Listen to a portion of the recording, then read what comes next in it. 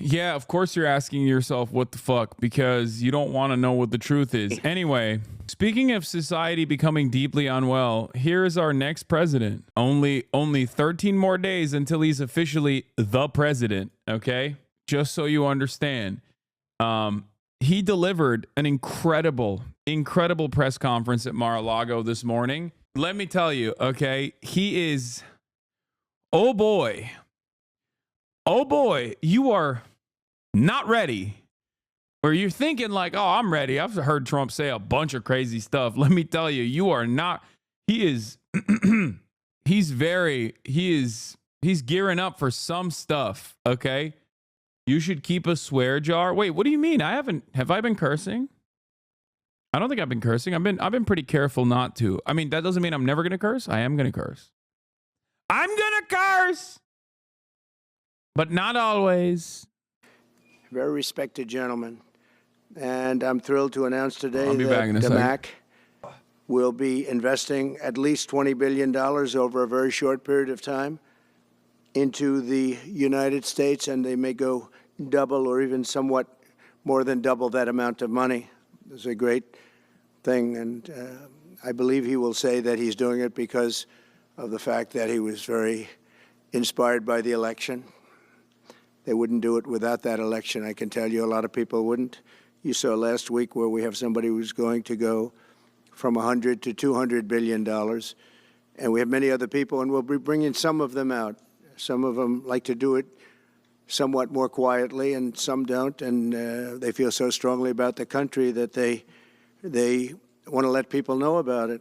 But it's an honor to have such a great investor investing in our country. The investment will support massive new data centers across the Midwest, the Sun Belt area, and also to keep America on the cutting edge of technology and artificial intelligence. He's very big into the data centers, and that's going to be a very hot item in the coming years, as you know, with AI.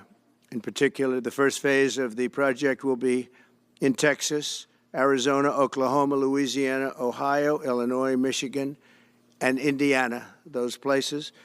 And Hussein, I'd love you to come up and say a few words. Thank you very much. Thank you. Thank you. Thank you, Mr. President. It's been amazing news for me and my family when he was elected in November. We've been waiting 4 years to increase our investments in U.S. to a very large amount of money. We are a company operating in more than 20 countries around the world. We have delivered more than 45,000 luxury units and another 45,000 in the pipeline. In data center, we are in 10 countries around the world, in Asia, Europe, and Middle East. And we're very, very excited now with his leadership and his open strategy and policy to encourage businesses to come to U.S. For the last 4 years, we've been waiting for this moment. And we're planning to invest $20 billion and even more than that if the opportunity in the market allow us. But at the moment, we're planning $20 billion in data center, catering for the AI and cloud business for the hyperscalers. Fantastic. Thank you, Mr. Great President. honor. Thank you very much. So nice. And that man knows what he's doing. He knows. So, Hussein, we're going to work with you and make sure everything goes smoothly. We have powers that haven't really been used in terms of environmental. If you invest over $1 billion in the United States, we're going to give expedited reviews to everybody because everyone's afraid they're going to come in and get caught in the quagmire, which is very prevalent in the United States, unfortunately, the quagmire of environmental and various other regulations and rules. And I made it a point of telling people if you invest $1 billion or more, and we'll do this for people with far less too, but we guarantee it. We're going to move them quickly through the environmental process. Sometimes people are held up 12, 13, 14, 15 years. I saw it with plants in Louisiana where I got it approved in literally a week. They were through the review in 1 week after spending 14 and a half years trying to get it, and they were going nowhere. It was a terrible thing. So I've been a victim of that myself over the years, and I think I know all the games and all the tricks that are played. And much of it is Why is he not talking about the fog so far? He's talking about all this stuff, but like, why not the fog? What is he hiding? What is he hiding from us? just done to stop progress. So we're going to be helping you and everybody else that comes to the United States and wants to invest their money, that you don't get tied up for the rest of your life and you can't do anything. This commitment further underscores that many of the greatest business leaders on earth are seeing a very bright economic future for America since the election. As you know, a lot of positive things have happened. We are inheriting a difficult situation from the outgoing administration, and they're trying everything they can to make it more difficult. Inflation is continuing to rage. Can you please try to not say God's name in vain as well? Oh, that's a good one. Good one, chatter. And interest rates are far too. Yeah, okay. Let's dial it back a bit. Why don't we? Okay. Let's dial it back a little bit. Too high. And I've been disappointed to see the Biden administration's attempt to block the reforms of the American people and that they voted for. We had a landslide election. We won every swing state. We won the popular vote by millions and millions of people. Nobody even knows how many people, millions. And nobody even knows how many people we won the popular vote by. It's such a high number that scientists are still trying to figure it out.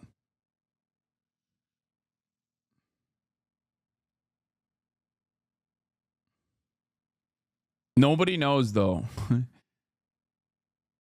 They're still counting in some areas. You know, they're still counting the vote in some areas. Can you believe this?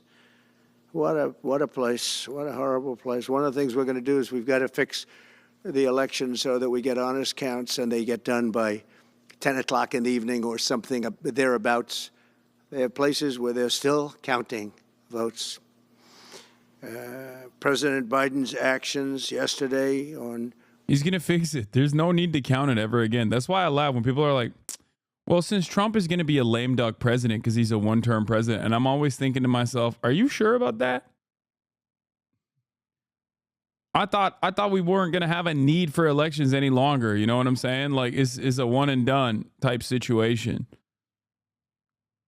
It's a one-off. You know, we did it. I voted, as we all did, for Donald Trump, as I told you to do so by consistently playing Yo voy a votar por Donald Trump, and we all voted por Donald Trump, and now that's it. One and done. It's king time now. America must restore the monarchy. Offshore drilling, banning. Bro, you're so libbed up right now. What? Yeah, I am. I'm so libbed up, I've decided I'm voting for Donald Trump. That's the maximalist liberal position, is like... Offshore drilling will not stand. I will reverse it immediately. It'll be done immediately. And we will drill, baby, drill. And we're going to be drilling in a lot of other locations. And the energy costs are going to come way down. They'll be brought down to a very low level. And that's going to bring everything else down. That's what caused it to go up, along with the ridiculous spending on the Green New scam. All this money, trillions. Yeah, it was crazy when we did the Green New scam. It was crazy. Remember when we did the Green New scam, dude? And hamburger was made illegal. Nandre was right. Yeah, never mind. This guy's anti-Semitic as hell. Told me he voted for Trump because he made his house cheaper. Disappointed in you. Hassan Lahan. Oh, freaking drink regular soda, man. It's because of the sparkling water rant. Of dollars. It's like throwing it right out the window, what they're doing. And they're trying to spend so much now. They're just taking money and giving it to anybody that wants it for any project at all, if it's certified under the Green New scam. And they don't work, and it's too expensive. Oh, damn. That's a great one. I hate how he doesn't call it the Green New Steel. I think maybe there's a positive, too positive of an association with Green New Steel. Maybe that's why. Because it's like, oh, it's a steal, you know? Like, that could be positive. Like, oh, it's basically a steal. You might as well do it. That type of situation. That's why he's saying Green New Scam. Even though I do like Green New Steel. But I guess it's also kind of close to Stop the Steal. You don't want to confuse these guys, you know? They don't have a lot going on up there. And, you know, they told me that we're going to do everything possible to make this transition to the new administration very smooth. It's not smooth because they're doing that. They're playing with the courts, as you know. They've been playing with the courts for 4 years, probably got me more votes because I got the highest number of votes ever gotten by a Republican, by far, actually, by a lot. And, you know, we had a great election, so I guess it didn't work. But even to this day, they're playing with the courts. They have their friendly judges that like to try and make everybody happy on the Democrat side.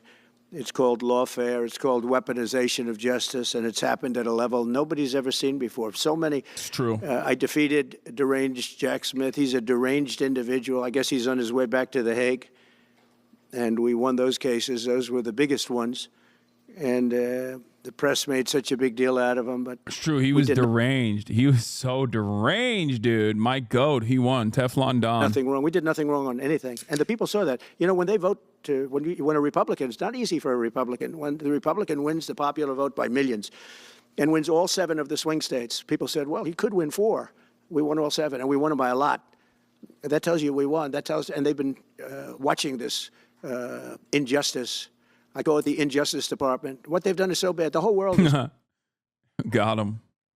I thought this was a press conference. Did you guys forget how Trump press conferences work? He just rambles on. Sorry.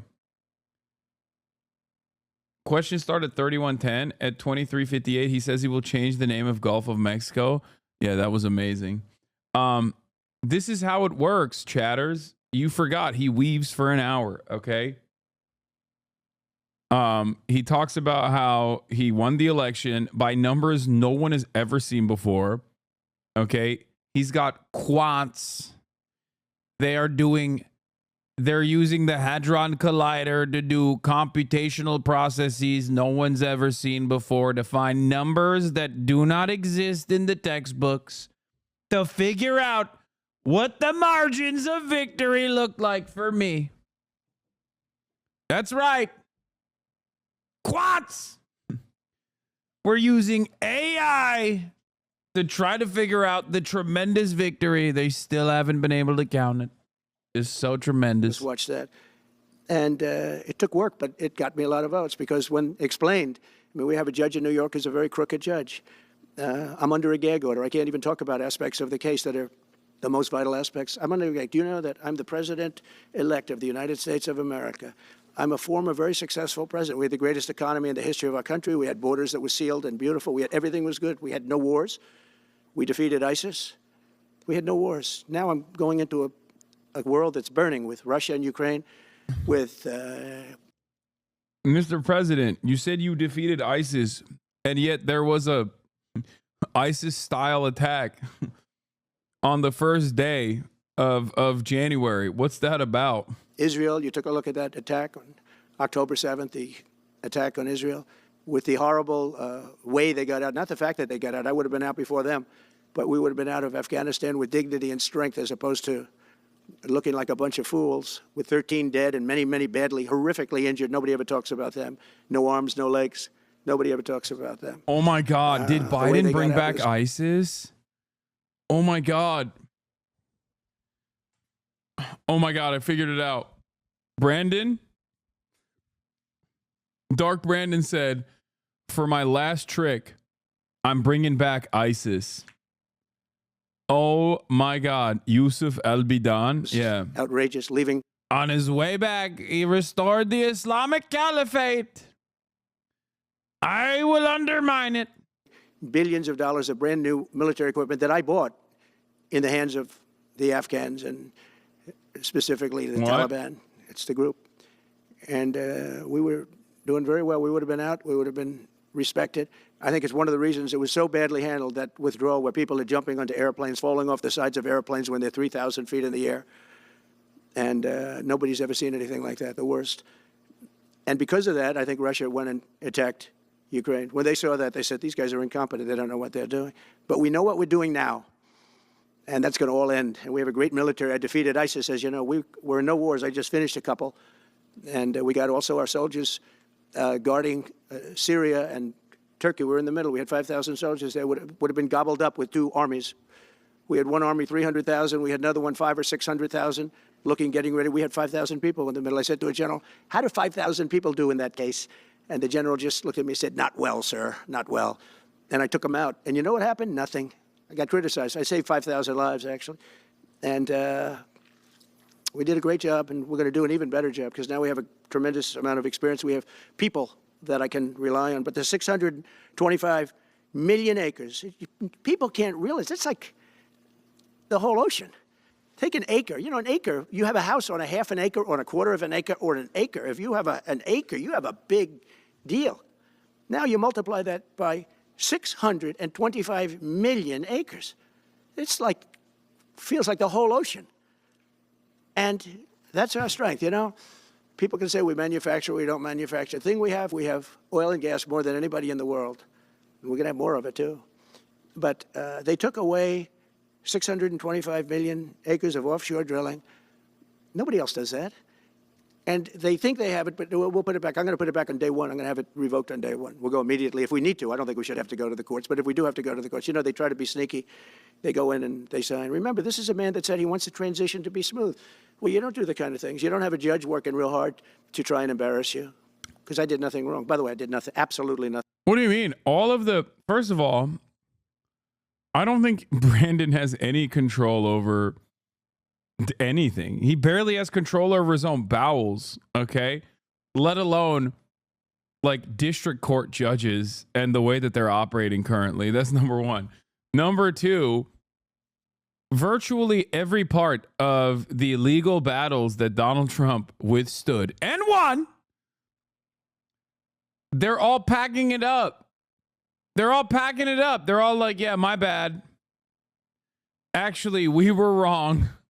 We were wrong to come after you. My bad. It's all packed up. It's done.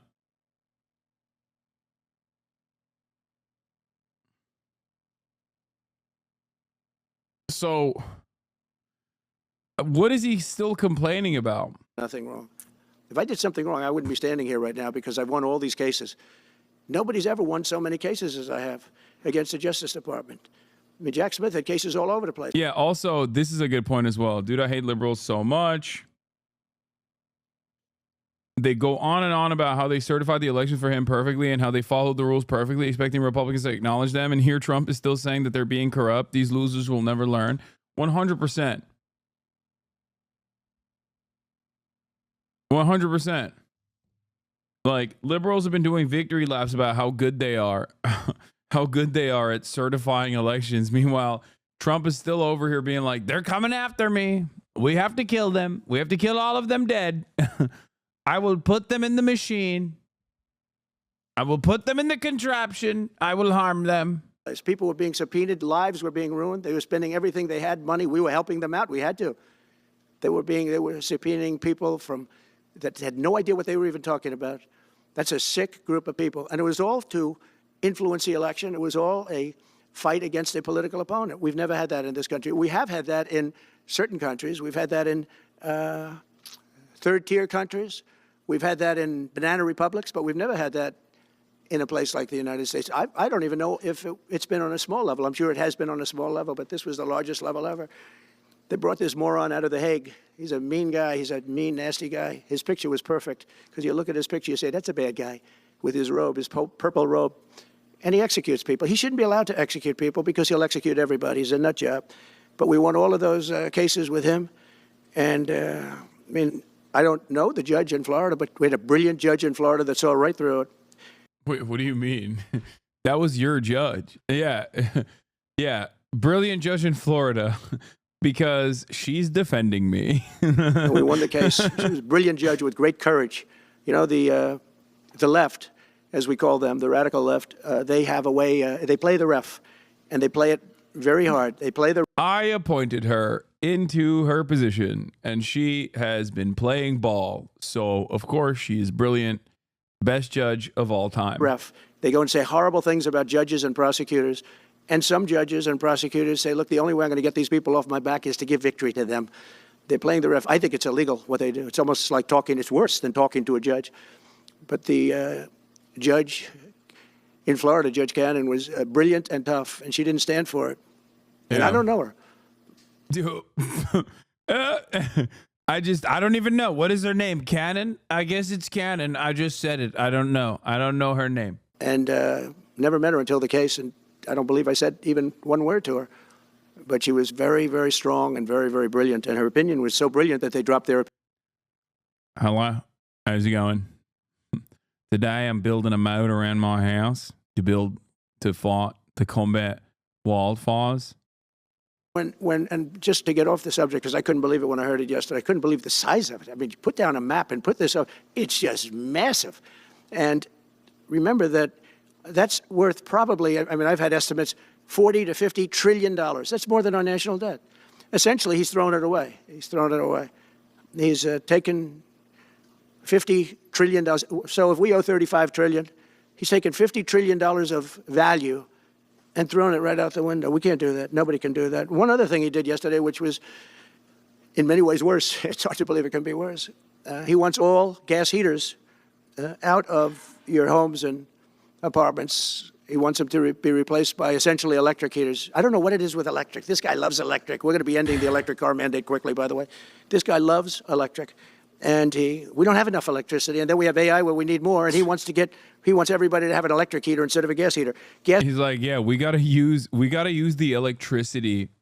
We got to use our grid for the AI and not like electric heaters and things of that nature that are genuinely better, not for the environment necessarily, but just for like the health of the people.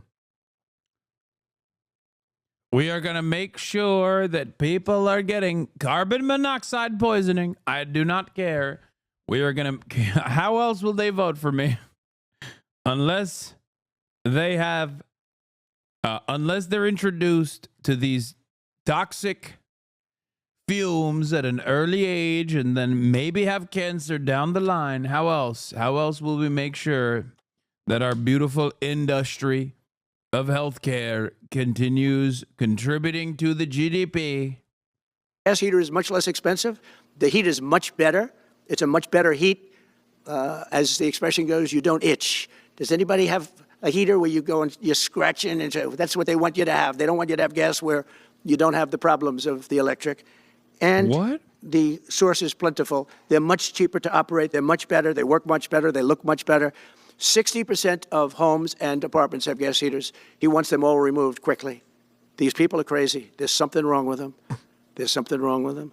They also want to go back, and they have already started that, to when you buy a faucet, no water comes out because they want to preserve. Even in areas that have so much water, you don't know what to do. It's called rain. Comes down from heaven. And they want to do, no water comes out of the shower. It goes drip, drip, drip. So what happens? You're in the shower 10 times as long, you know. No water comes out of the faucet. You want to wash your hands. They want to go back to even stronger than what they have right now. As you know, I ended that policy. You can have all the water you want. Makes no difference. It comes weird, especially in certain areas we have so much water we don't know what to do with it. But these are all things. They want very, very little water to go into your dishwasher, almost none. And you know what people do? They just keep pressing, keep it going. They end up using more water. Likewise, washing machines. They want in your washing machine to have very little water coming out of the washing machine. So when you wash your clothing, you have to wash it 4 times instead of once. You end up using more water. We're a party of common sense, and things that I'm telling you now is really all about common sense. On January 20th, we'll turn the economy around very quickly, because right now when I think of our economy, I think about inflation. That's what we have. We have inflation, I believe, at a level that we never had before. There's never been anything like it. And over the next 4 years, the United States is going to take off like a rocket ship. But really, it's already doing it. If you take a look, just last month, SoftBank announced the $200 billion. I think it'll be 200. He said between 100, and I said, how about making it 200? And he sort of said yes, but let's say it's 100, but it might be 200, right, Brian? Dollars, United States, creating more than 100,000 jobs. Hussein just announced a tremendous investment that he's going to make, and that's money that's in the bank. He's going to come and do it, and he'll do a great job, and he'll build the best centers in the country, I guarantee, because I know the way he builds. Since my election, the stock market has set records. The S&P 500 index has broken above 6,000 points for the first time ever, never even close. In a single month, small business optimism soared 41 points. It's not at 41. It went up 41 points, and that's the largest in the 39-year history of the group that does it. According to Gallup, the American people's confidence in the economy has just surged to the highest level in history. That's why I have a news conference like that. I take the greatest business leaders in the world. I say, hey, do you want to say you're going to invest the money? They're not looking for news conferences. They're saying, what am I doing here? They go in and they invest money, but it's good to know. Do you think a re-education program is necessary for America at this point? How about education? I think what is necessary is an education program. Like, we can get to the re-education program if people are educated to begin with. I think we got to start at the point of education first, and then we'll move on to re-education, you know? Know where the smartest business people in the world are investing, and they're investing in the United States. So we've done this all in 2 months of not being there. You know, we haven't been there. And it's pretty amazing. Yeah. And America needs like a Fidel Castro style figure to improve the literacy rates. Okay. Like, that's what we need right now. We need a socialist revolution. Like, we are in the throes of a fascist dictatorship, and bring literacy to the countryside. You know what I mean? That's what we need. Unironically, that's where we're at in the wealthiest nation on the planet at this point. we think we're going to do some really great things, really great things. We're being respected again all over the world. The Panama Canal is a disgrace, what took place at the Panama Canal.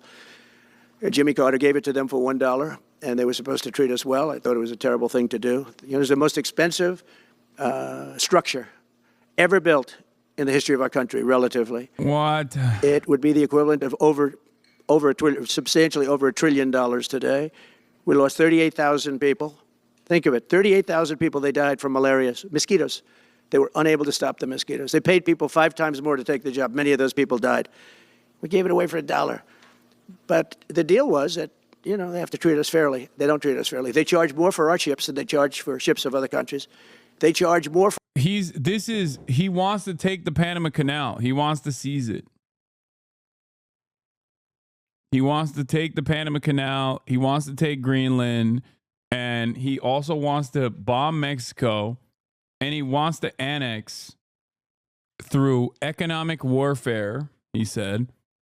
He wants to create economic pressure for Canada until the point of annexation. This is the peaceful dove. You see, Donald Trump wants to do all of this, but in a peaceful way, okay? Because he's a peaceful dove.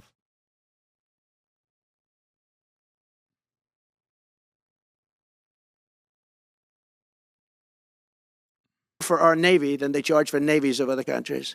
They laugh at us because they think we're stupid, but we're not stupid anymore.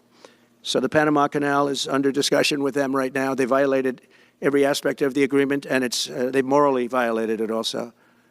And they want our help because it's leaking and not in good repair. And they want us to give $3 billion to help fix it. I said, well, why don't you get the money from China? Because China. When people say, is he being serious or is he joking? I don't know. I wish I had a good answer for you, man. I don't know. Okay? Like, is it within his capabilities? Is it within the capabilities of the United States empire to be able to potentially overtake by force the Panama Canal? Violate another nation's sovereignty? Yeah, I mean, we've done it.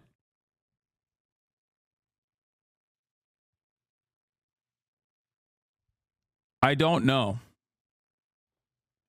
I mean, at first I thought he was joking. But he just keeps repeating it over and over again, so who knows? Is basically taking it over. China's at both ends of the Panama Canal. China's running the Panama Canal. And they come to see this Biden, this guy who should never have been allowed even to run for president. Of course, she shouldn't have either, because that never happened. I had to be two people, not one. But they want $3 billion to fix the Panama Canal that's run by China and makes a lot of money, China. One of the most profitable structures ever built, because you have ships lined up back to Florida, frankly, and they just keep going through, and the numbers are staggering, $500,000 to $1 million a ship. And they took it away from us, meaning we gave it to them for $1. But not going to happen. What they've done to us, they've charged us, they've overcharged our ships, overcharged our Navy. And then when they need repair money, they come to the United States to put it up. We get nothing. Those days are over. Working with the Republican majorities in Congress, we'll cut taxes, slash regulations, raise wages, and boost incomes at a pace the world has not seen before, and certainly not from our country. We had a big chunk of it for the first 3 years prior to COVID coming in my administration. We had the greatest economy in history. We cut the most regulations in the history of our country, and I did that all in 4 years, by 4 times more than any other president cut. We did that in 4 years, and we were just getting started. We'll impose new tariffs so that the products on our stores will once again be stamped with those beautiful words, made in the USA. And we are not treated well, as you know, by Canada. Canada is subsidized to the tune of about $200 billion a year, plus other things. Like, what is that? I don't even know what that means. Like, if Canada's not treating us well, who's treating us well? Damn, dude. Everybody's cooking us, huh? Like, that's America's hat you're talking about, brother. What do you mean? We are not being treated well by Canada is such a funny statement to make as the president of the United States of America. They don't essentially have a military. They have a very small military. They rely on our military. It's all fine, but, you know, they got to pay for that. It's very unfair. I have so many great friends. One of them is the great one, Wayne Gretzky. I said, run for prime minister. You'll win it'll take 2 seconds. But he said, well, am I going to run for prime minister or governor? You tell me. I said, I don't know. Let's make it governor. I like it. What?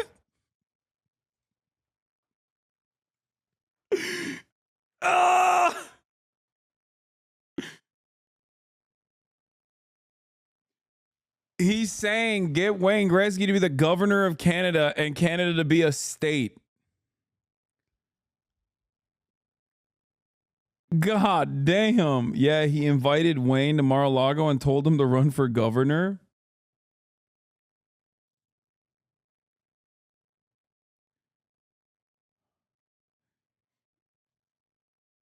Wayne is a MAGA cuck now. He's a disgrace of the country. You will see many such cases of that. It won't just be Wayne Gretzky. There isn't a snowball's chance in hell that Canada will become a part of the United States. Workers and communities in both our countries benefit from being each other's biggest trading and security partner. Uh-oh. Uh-oh. I think we're accelerating the Canadian... I think we are accelerating the ways in which Canada will inevitably have that sweet, delicious, juicy freedom of private enterprise in healthcare.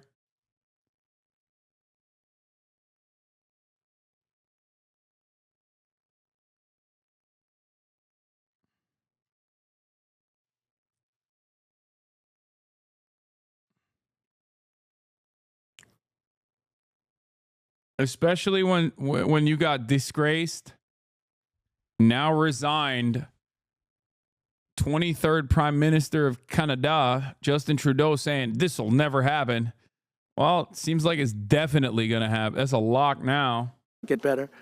But no, something's going to have to be done. Same thing with Mexico. We have a massive deficit with Mexico, and we help Mexico a lot. They're essentially run by the cartels, and can't let that happen. Mexico's really in trouble, a lot of trouble.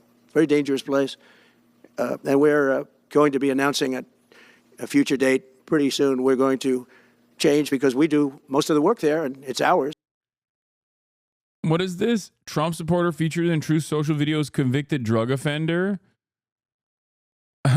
President-elect Donald Trump posted a video of his social media platform Monday of a convicted drug dealer purchasing a Make America Great Again hat in Greenland. I am hearing that the people of Greenland are MAGA, Trump's post read. Greenland is an incredible place and that people will benefit tremendously if and when it becomes a part of our nation. We will protect it and cherish it. from a very vicious outside world. Make Greenland great again. That's Magaga. Newsweek has reached out to Trump's transition team for comment.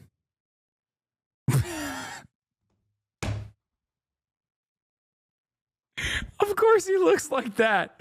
No. Oh God. Oh no. Oh.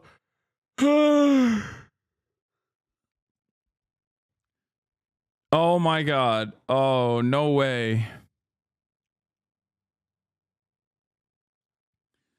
The U.S. has considered acquiring Greenland several times in the past, with the most recent attempt in 2019 when Trump first brought up the idea. Greenland's capital, Nuuk, is closer to New York than the Danish capital, Copenhagen. Copenhagen!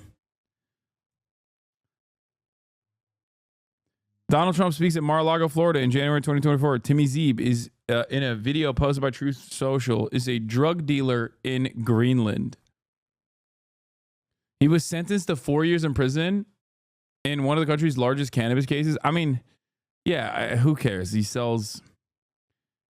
I'm hearing that the people of Greenland are MAGA. My son, Don Jr., and various, he's going to pardon him. He's going to take Greenland. He's going to turn Greenland into America. And then he's going to pardon this man because of the cannabis crimes that he committed.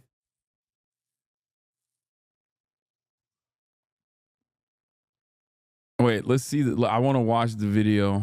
Okay. So, like, if you could tell Trump anything, what would it be? Buy us. Buy Greenland? Buy Greenland. Why do you want Trump to buy Greenland? Because we don't want to be colonized by Danish government anymore. We get ripped every year about... Wait, why does he sound like he's Maori? What the hell is this accent, man?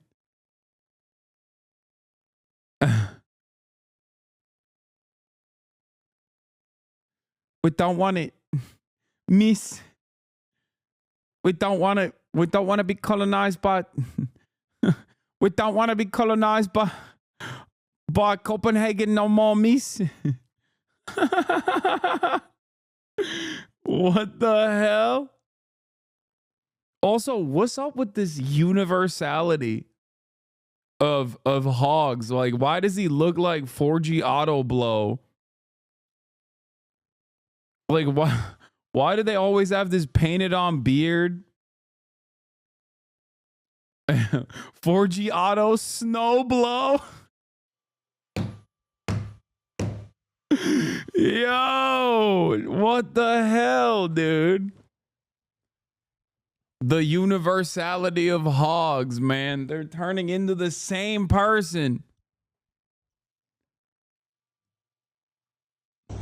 Our minerals from Greenland. We are the richest nation in the world, and we don't get to use it. Denmark's using us too much. Do you like America? I love America, but people are too fat over there. Okay. Wait, but people are too what? Like America? I love America, but people are too fat over there. What the? What is happening? That's the hog face, man. Isn't that the emote for when hogs are, yeah, hoggers. He's doing the hoggers face.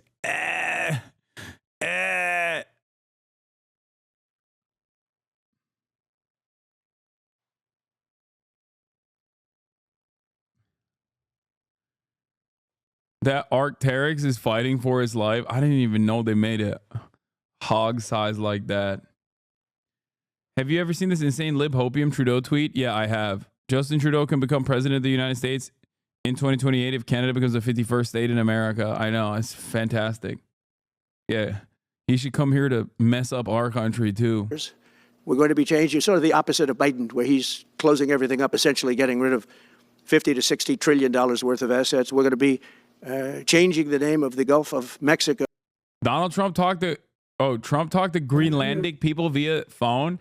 Trump calls in to Trump Jr.'s visit to Greenland, makes the argument for why the country should join American territory.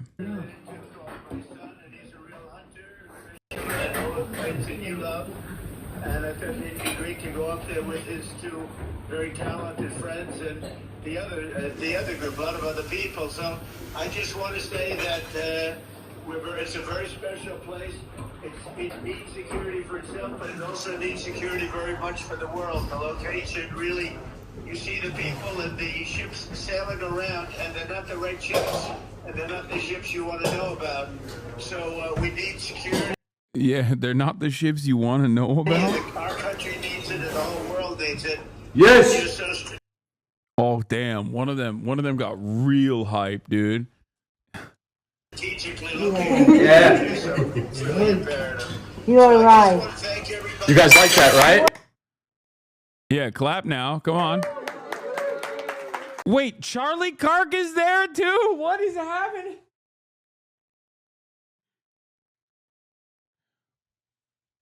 Dude, I don't know enough about I know about the history of colonies, but I wonder if it was like this lame.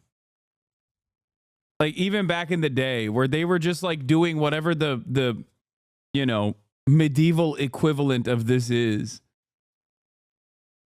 It had to have been, right? With like a lot more incest too.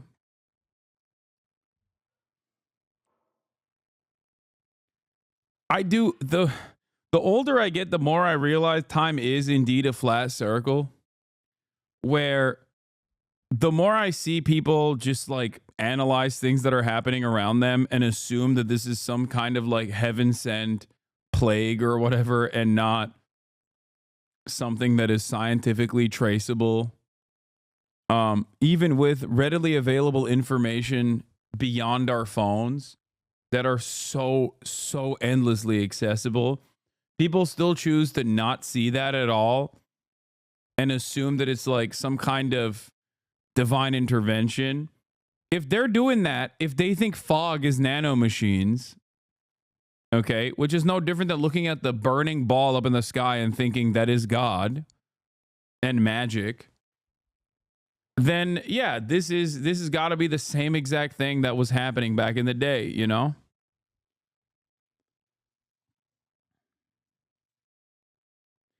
There are things you probably choose not to see as well. What? Yeah, no, you're right. For context, this is like if Joe Biden sent Hunter on a foreign state visit and Hunter invited you to come with him. I know. Yeah.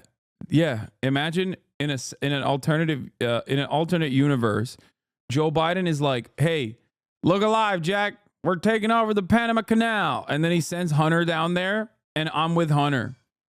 It's like me and Hunter at Panama being like, "All right, we're taking it over for the Mac attack." Jealous? Yeah, I'm so jealous. Yeah, we're learning a lot. It's been great. Actually, incredibly beautiful place. The people are incredible. The welcome was spectacular. It's pretty amazing. Well, that's great. Well, you go have a good time, everybody, and we're going to treat you well. You know that. And just take care of yourselves. Thank you all very much. See you soon. Be good. Thank you. Yeah, I thought Trump was the great isolationist. What happened? I thought he was America first. How is doing a colonial occupation on Greenland going to improve the lives of all of the many MAGA charlatans that voted for him? I'm having a hard time. This is like, and before you say, "Oh, well, there's bounty there. There's natural resources there." Okay, there was natural resources at Iraq too. That's why we invaded. Did you see any of those benefits? No. American foreign intervention is never done to improve the immediate lives of American citizens. As a matter of fact, it has a negative impact on the lives of the average citizens. Their sons and daughters go out and die for no reason. Go to the Gulf of America, which has a beautiful ring that covers a lot of territory. The Gulf of America, what a beautiful name. And it's appropriate. Oh yeah, he's changing the Gulf of Mexico and renaming it to the Gulf of America. It's appropriate. And Mexico has to stop allowing millions of people to pour into our country. They can stop them. And we're going to put very serious tariffs on Mexico and Canada, because Canada, they come through Canada too, and the drugs that are coming through are at record numbers, record numbers. So we're going to make up for that by putting tariffs on Mexico and Canada, substantial tariffs. And we want to get along with everybody, but you know they have to. It takes two to tango. We're approaching the dawn of America's golden age. It's going to be a golden age for America. We have things that nobody else has. We have more natural resources. We have, number one, nobody knew that until I came along. I made us number one. We were number three. I made us number one in a very short period of time in drilling. And you know, you can talk about windmills. They litter our country. They're littered all over our country, like dropping paper, like dropping garbage in a field, and that's what happens to them, because in a period of time they turn to garbage. Most expensive energy ever. They only work if you get subsidy. The only people that want them are the people that are getting rich off windmills, getting massive subsidies from the U.S. government, and it's the most expensive energy there is. It's many, many times more expensive than clean natural gas. So we're going to try and have a policy where no windmills are being built. You know, off the coast of New Jersey, they want to build like 200 windmills. The people are going crazy. Nobody wants them, and they're very expensive. He hates the windmills, and it's just entirely because of his own personal agenda in Scotland. God damn, dude. They built some windmills near the coastline of his golf course, and he hates them so much. He hates them so much. It's crazy. Like, obviously it's in line with the whole, you know, I hate renewable energy. We got to go all in on fossil fuels and oil and gas. But I think his like additional smoke for windmills directly stem from his own personal anger. I wrote a paper about his hatred of windmills almost 10 years ago, about his comments 25 years ago. Yeah, he's had smoke for windmills since they created an aesthetic problem for his golf course. Expensive. They don't work without subsidy. You don't want energy that needs subsidy. Energy is a good business. You don't need subsidy. You don't need subsidies? Huh, that's interesting. What about the fossil fuel industry then? Excuse me. What energy production in the United States of America does not rely on billions of dollars of subsidies? What do you mean? What do you mean?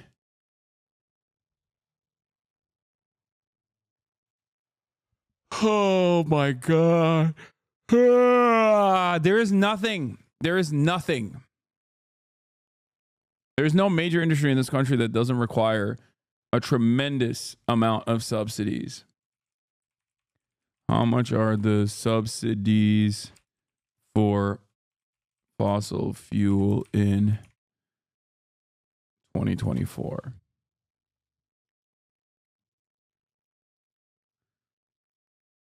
Let's see. No, he's talking about renewables. He's talking about renewables need subsidies this bad. The International Energy Agency calculated the fossil fuel consumption subsidies stood at $620 billion in 2023. It's a sharp decline from the record sum of more than $1.2 trillion in 2022, the year where energy prices soared sharply in the wake of Russia's invasion of Ukraine. Other calculations taking into account the wider ramifications come out with a much bigger number. This is like the globe. I want to see what the American subsidies look like. According to the IMF, the U.S. government ranks second in the world in its support of the oil and gas industry. The U.S. federal and state governments give fossil fuel industry over $20.5 billion in support each year through the tax code, inadequate royalty rates, and direct funding.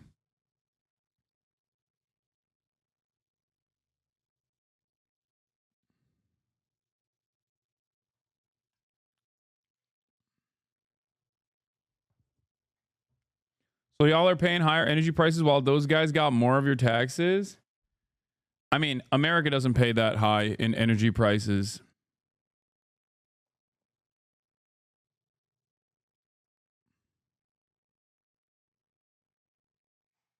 To be fair. In comparison to the rest of the world, I feel like our energy prices are relatively low. This has a good pie chart. Fact sheet, proposal to reduce fossil fuel subsidies.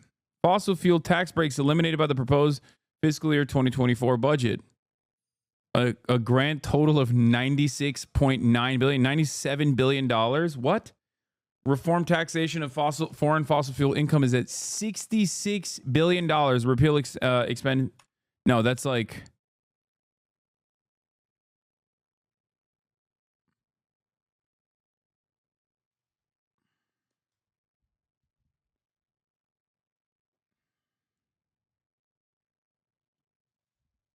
Is it reasonable to think that Trump is threatening to take over the Panama Canal in Greenland in order to get kicked out of NATO instead of outright leaving NATO?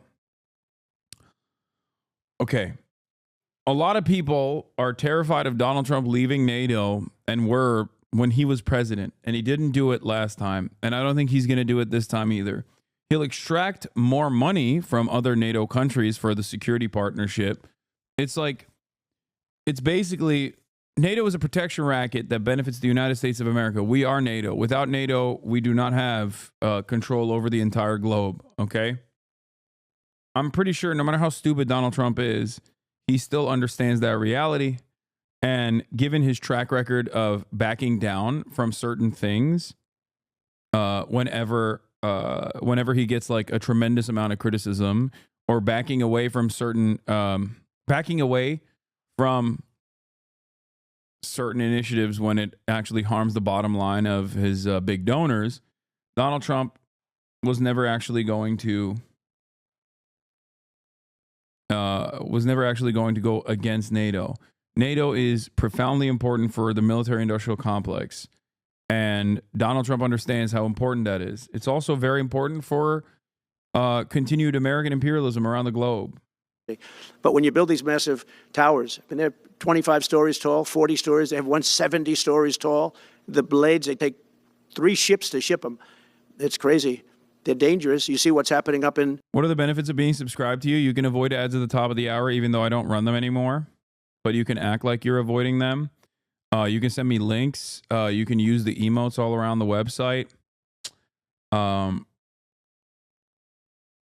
What else? You can avoid like certain slowdowns and stuff like that in the chat every now and then.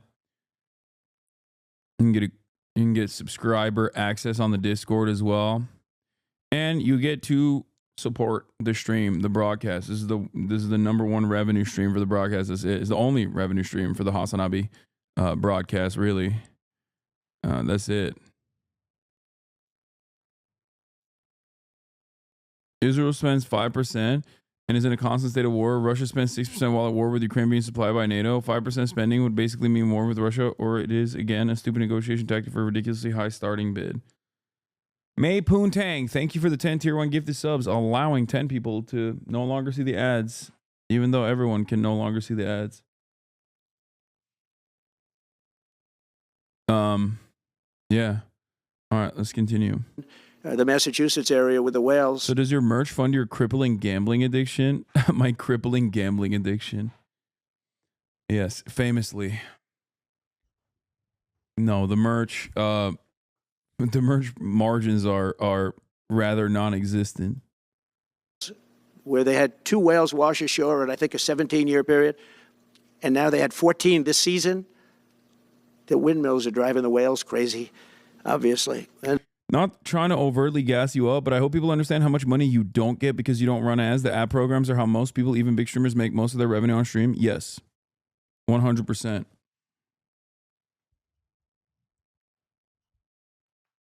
And they had actually... Silax, thank you for the 100 gifted subs. God damn. Over, I think, 125 or something over a number of years. And we don't want that to happen. It's a disaster. It's amazing the way a true environmentalist would say, oh, we love wind. It sounds good, but that's about where it ends. You know, after 10 years, you have to redo them. And what happens is they don't do that. They let them stand and they rust, and they say, because of the environment, I'm not a believer in this, but they say you can't, because it's a certain fiberglass, that the blades cannot be buried in earth, that's an environment. So what do you do with them? What do you do with them? Yeah, famously, fossil fuels are not notoriously polluting the environment, whereas the disposition or the discarding of windmill turbines is what is like really ruining the planet. That's what's Famously, fossil fuels, no pollution. Clean coal, baby. Clean gas. Clean oil. Not disposition disposal. Sorry. And I don't know if you've ever gone to Palm Springs, California, or any of these places where you have long-term windmills standing. They're a disaster. They're rusting, rotting, closed, falling down. This is as you enter Palm Springs. And they put new ones next to them because nobody wants to take them down, because why should they take them down? It's very expensive to take them down. And you can't do anything with them because the blades, you can't bury them because of the environmental protection. We'll look at that. Doesn't make sense, but that's what they say. So we are at the beginning of a great, beautiful golden age of business. And I think we're also at a golden age of common sense, because everything I'm saying to you, from a simple water faucet that doesn't allow water to come out appropriately, to all of the other elements of SF Dubs, what we do, thank you for what the we're 5 going to gifted do, subs. to take $50 to $60 trillion off our country's balance sheet because some man that has no idea what he's doing, has no idea. You know it, I know it, the Democrats know it. What they did is a crime by allowing that to happen. And I'll bet you, if you asked him today, how much acreage did you submit? Essentially, did you destroy? You destroyed the economic viability of drilling in the ocean. And with AI coming along and all, you know, a lot of people don't realize that AI is going to be a Funny how he doesn't bring up the 8,000 zombie oil wells in Texas. Yeah, the environmental impact in the aftermath of its use cycle for a wind turbine is so minuscule in comparison to the oil and gas industry and their, you know, broadly accepted horrifying practices. I don't even, like, putting it up side by side with one another is just like insane. It's like comparing getting tickled by a child to being shot directly in the head with a .50 caliber. What are we doing? What kind of conversation is this? And it is so, like, it's just so stupid, but it doesn't matter. I need you guys to understand something, okay? I need you to understand something. Things are going to get worse. People are going to get dumber. Okay. And what the truth does not matter. Is it true about the whales though? No, dude, it is not true about the.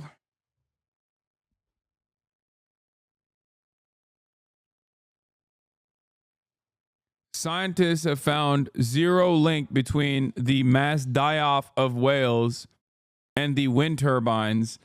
And the speculation is that it's most likely climate change that's contributing to whales committing suicide by higher numbers rather than the wind turbines. So if anything, it's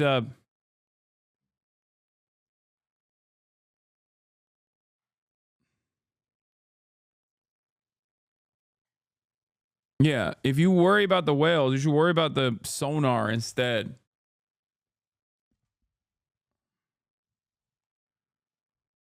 The only time where the wind turbines are somewhat disruptive to the ecosystem is when they're being built. That's it.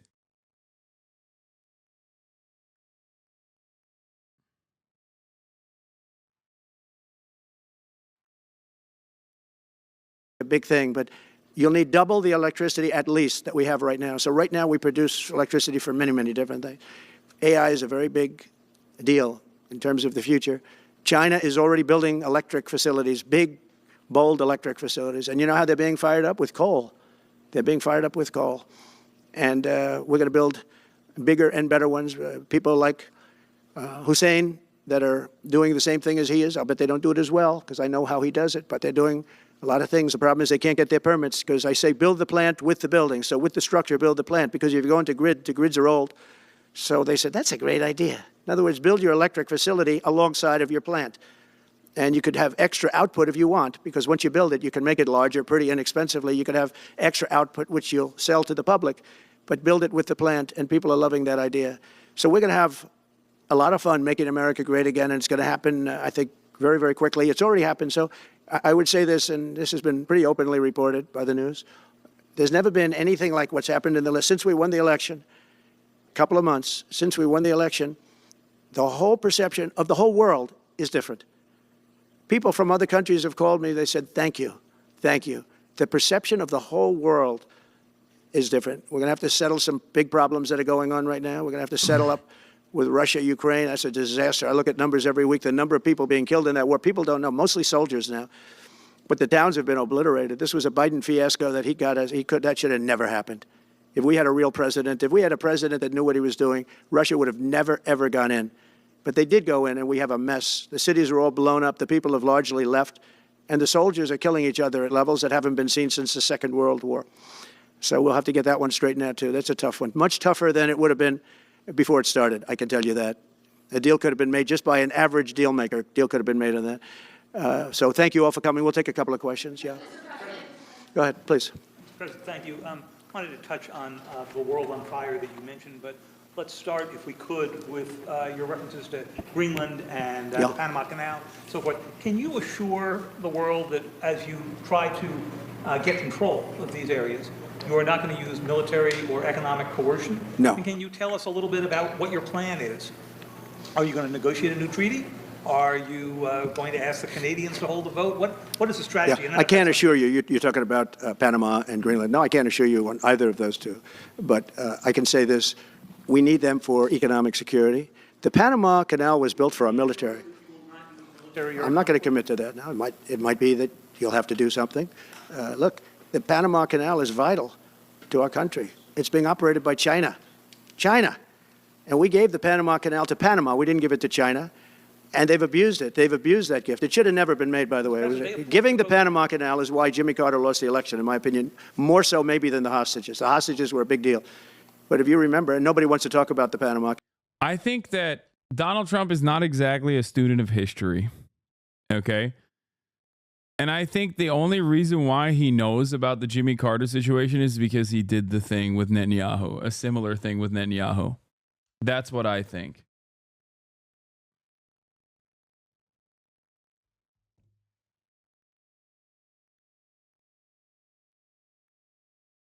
I think there's no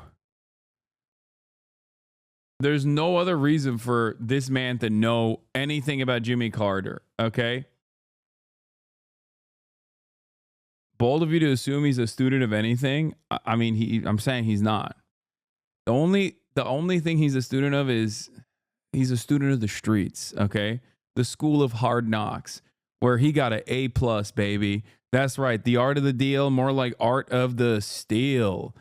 Yep. Green new steel. I don't even know what I'm saying anymore. Okay. Canal now because, it's inappropriate, I guess, but because it's a bad part of the Carter legacy. But he was a good man. Look, he was a good man. I knew him a little bit, and he was a very fine person. But that was a big mistake. Giving the Panama Canal to Panama was a very big mistake. We lost 38,000 people. It cost us the equivalent of $1 trillion, maybe more than that. Probably the most expensive. They say it was the most expensive structure, if we call it a structure, which I guess you can, ever built.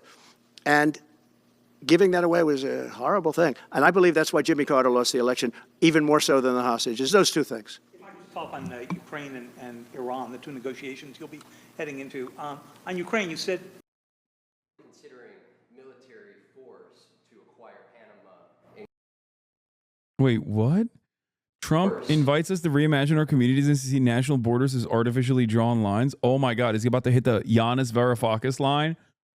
Borders are a scar on the face of the earth. To acquire Panama and Greenland, are you also considering military force to annex and acquire Canada? No, economic force. Because Canada and the United States, that would really be something.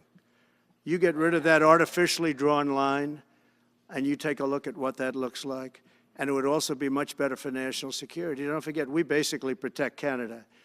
We lose in trade deficits. We're losing massive. We don't need their cars. They make 20% of our cars. We don't need that. I'd rather make them in Detroit. We don't need the cars. We don't need their lumber. Dude, everyone is so woke. Everyone's a liberal, dude. He's like, borders are artificially drawn lines only when I want to annex our neighboring sovereign state. Oh, dude. He's Mr. Border Wall. What do you mean? I thought, wait, this guy's dropped the whole wall aesthetic. The party realignment is here. MAGA communism now. MAGA communism forever. That's right. I'm saying it. ACP was right. Jackson Hinkledink was right, dude. He said no borders, abolish class, abolish currency. We are looking at a future of a moneyless, classless, borderless society. We have massive fields of lumber. We don't need their lumber. That's wild. No wall equals no border. At least he's at least consistent. What is Jesse Waters saying about it?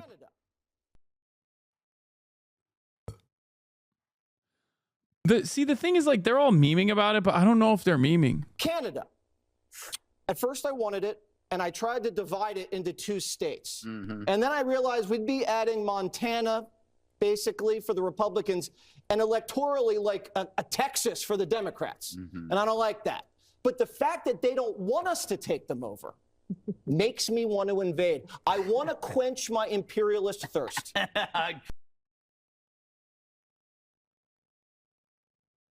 Like, what? I can't tell if this is, I feel like they're still joking about it, but they're so stupid and so bloodthirsty. I honestly don't know if they are joking. Just before, it's a lot more complicated now. Much more complicated. Do you believe? Because it would have never started. Right, but it has started. You've Well, got, not only started, the cities are largely knocked down. So you've got what you've got. At this point, would you, to hold on to leverage in dealing with President Putin, would you make a commitment to the Ukrainians that you will keep supporting them during the negotiations? Well, I wouldn't tell you And if that were the Would case. you make a commitment to provide a security guarantee if they do enter into an armistice or a ceasefire along the lines that the French and the Germans? So, a big part of the problem was Russia for many, many years, long before Putin said you could never have NATO involved with Ukraine. Now, they've said that that's been like written in stone. And somewhere along the line, Biden said, no, they should be able to join NATO. Well, then Russia has somebody right on their doorstep, and I could understand their feeling about that. But there were a lot of mistakes made in that negotiation. And when I heard the way that Biden was negotiating, I said, you're going to end up in a war.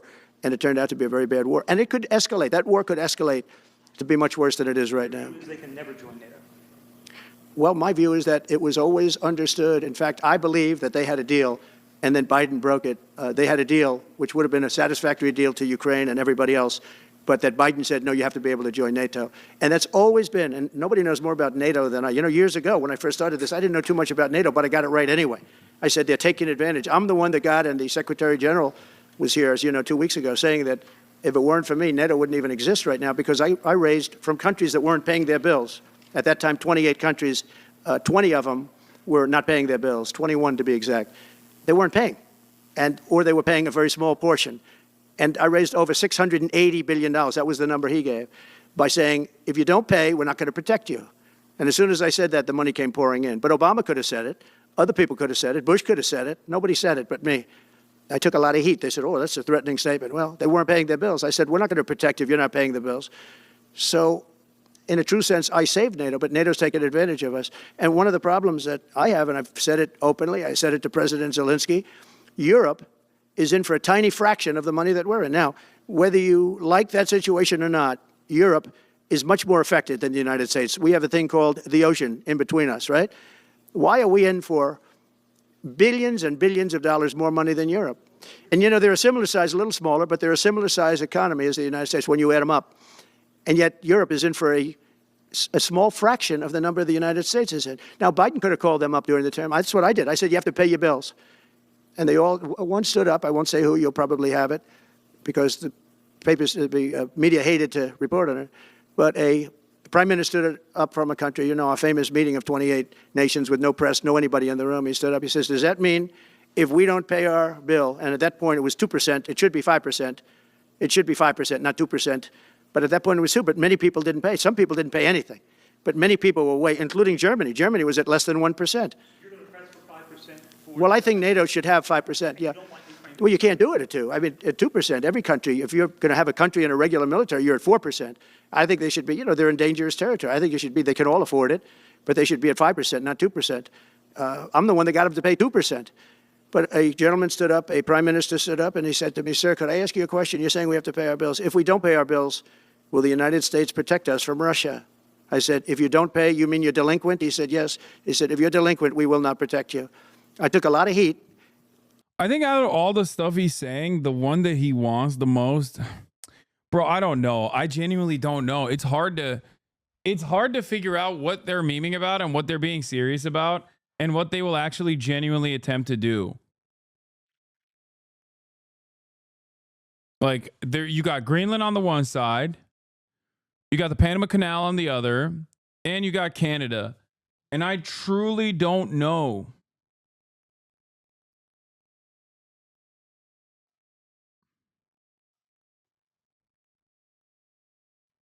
I don't know.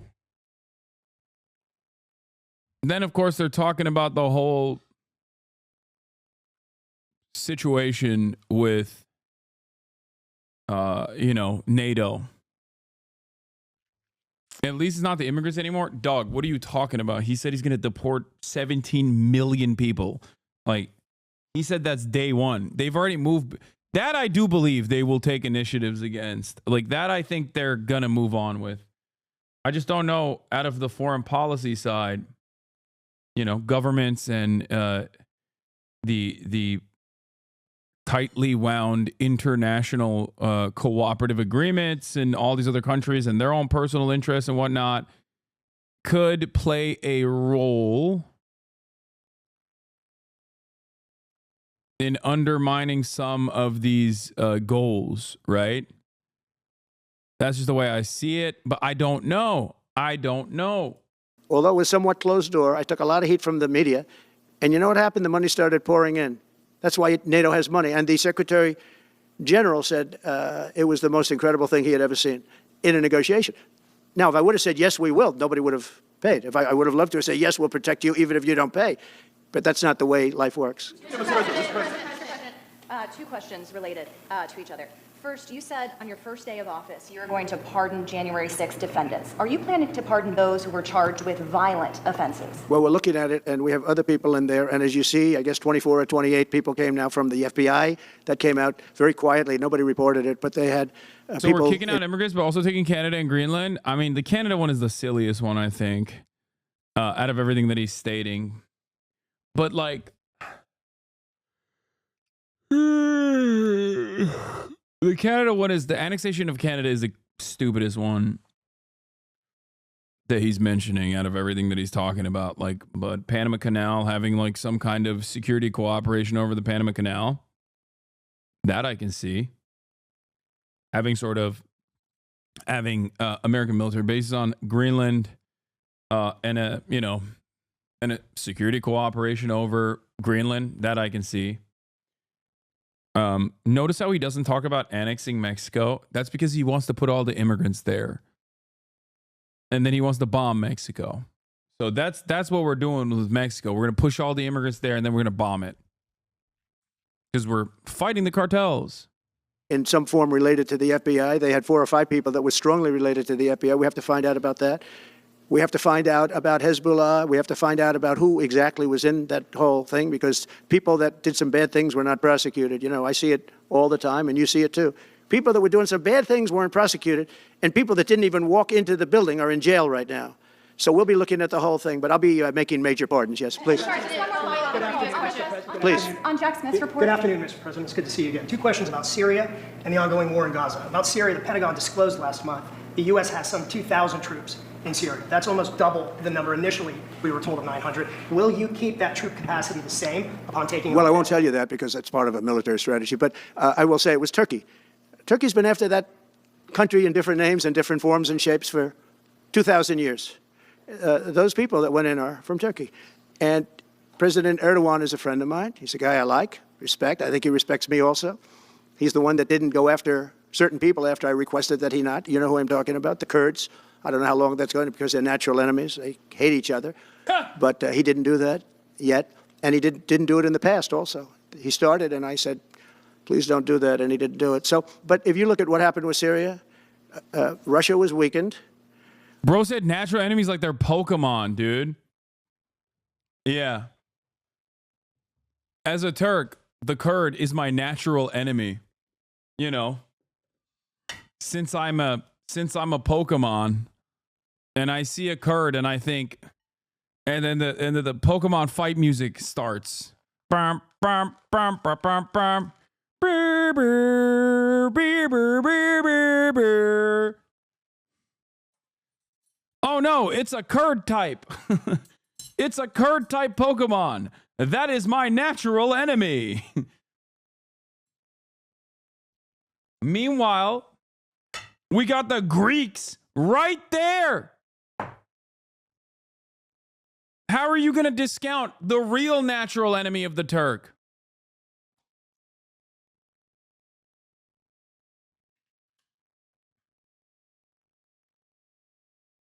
Turkish people are the first to recognize that if a Kurdish person was like, oh, lahmacun is our food too, they'd be like, yeah, that's right. But God forbid they hear an Armenian say that. Let me tell you, okay? If the Kurds were like, baklava is our thing, Turkish people would be like, yeah, that's fine. But if a Greek said that, oh my Lord. The area is treacherous. There are far more natural enemies. You understand me? Iran was weakened, and he's a very smart guy. And he sent his people in there through different forms and different names, and they went in and they took over, and that's the way it is. I'm sorry, I don't mean to interrupt you. Do you have concerns about HTS taking control of By the way, I Syria? have the envoy here. Is that in the back? It is. Standing with my son, Eric, is Steve Witkoff, who's just got back from the Middle East, and he's done a fantastic job. He's a great deal maker. I said, what we need there is a deal maker, because nobody makes a deal. We have people that understand where the rivers are and where the meets and bounds are, but they can't talk. They can't make deals. Steve's done a great job. I just want to thank you, Steve. You've been working endlessly for months, and he's working specifically on the hostages, trying to get them back. Well, that was my second question. Is Hamas Steve, come up for a second. Maybe you might want to say a couple of words. Sir, I didn't- Hamas released another hostage. I didn't know Steve was going to be here, actually. Neither did I. He's done a fantastic job, and it's a dangerous job, too, and we appreciate it. He didn't know about this kind of danger and the other deal-making he does. Now he sees a lot of big danger. Come on up, Steve. Mr. President, can I ask you a second part of that? Hamas Yeah, released just one another second, hostage please. video. I'm going to give you a little report on the hostages, if I can. Steve? Thank you very much. Thank you, Mr. President. Wow. Well, I think we're making a lot of progress, and I don't want to say too much because I think they're doing a really good job back in Doha. I'm leaving tomorrow back to go to Doha, but I think that we've had some really great progress, and I'm really hopeful that by the inaugural, we'll have some good things to announce on behalf of the President.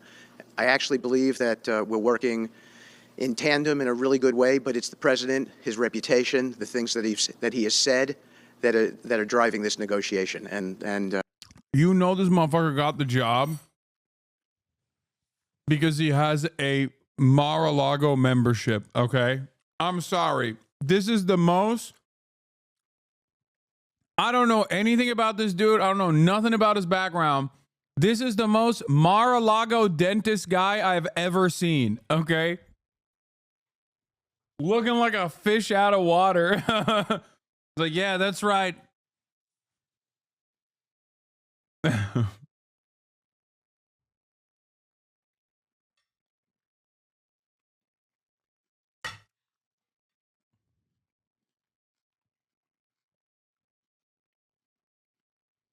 Oh my God, he's a real estate investor, landlord, and founder of the Witkoff Group. Oh my God. Wait, what's his experience? He was involved in financing the Fontainebleau Las Vegas? That's... Oh my God, it's worse. He's not even a dentist.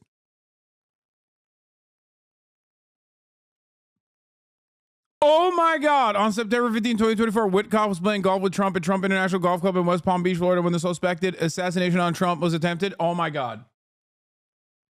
I didn't want to lock it so hard, but God damn, he is so one-note. He is so predictable. It's crazy. so hopefully it'll all work out and we'll save some lives.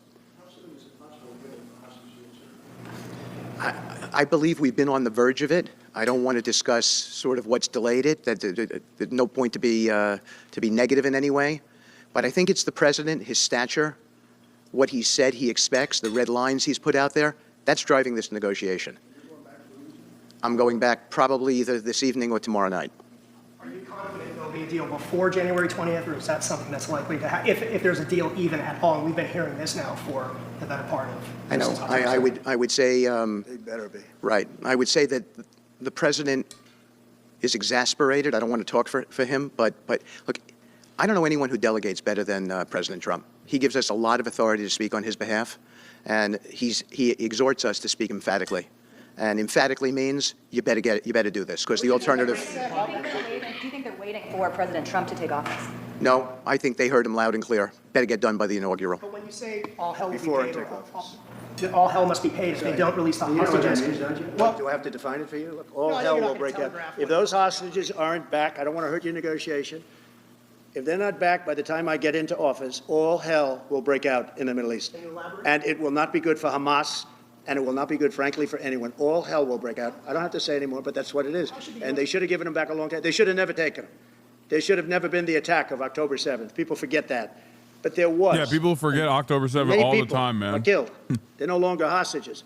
I have people from Israel and others calling, begging me to get, we had also people there from the United States, just so you know. They're holding some so-called hostages from the U.S. But I've had mothers come to me and fathers crying, can I get the body of their son back? Can I get the body of their daughter back? That beautiful girl where they threw her in the car, pulled her by her ponytail and threw her in the car like she was a sack of potatoes. I said, what happened to her? So she's dead. Like a 19, 20-year-old beautiful girl. And the way they treated her. And I just say it this very simply. Steve's got a job to do. He's a great guy, great negotiator, great person. They respect him over there already. It's what we needed over there. We have people that know everything about the Middle East, but they can't speak properly. They don't know. He's a great negotiator. That's what I needed. I could have sent that gentleman right over there, Hussein. He's a great negotiator. There are people, they're rare. Great negotiators are very rare, like a great surgeon. But we have the right person. But I tell this, I don't want to hurt the negotiation. If the deal isn't done before I take office, which is now going to be 2 weeks, all hell will break out in the Middle East. Okay? Thank you, Mr. President. You've done a great job. Thank you. God, I love how much he loves 40 peace, police officers man. were injured by rioters on January 6th. Will you pardon anyone who attacked a police officer? Well, the only one that was killed was a beautiful young lady named Ashley Babbitt. She was killed. And there was actually somebody else that was killed, also a MAGA person, but people don't give it 100% credibility. I'm going to find out about it. We're going to find out. But Ashley Babbitt was killed. She was shot. Should have never been shot. She was shot for no reason whatsoever.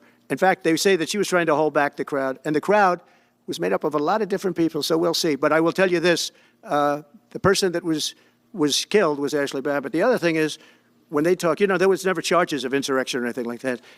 But if there were, this would be the only insurrection in history where people went in as insurrectionists with not one gun, okay? And let me tell you, the people that you're talking about have a lot of guns in their home for hunting and for shooting and for entertainment, a lot of good reasons. But there wasn't one gun that they found. And why didn't they find the bomber, the pipe bomber? They know who the pipe bomber is. The FBI knows who it is. The status of the FBI has gone down so far, and the status of the DOJ, or as I call it, the Department of Justice, it's the Department of Injustice, being laughed at all over the world. That would be DOI, stupid. And hopefully with Pam Bondi and with Kash Patel and with other people that we're putting in, that will all come back.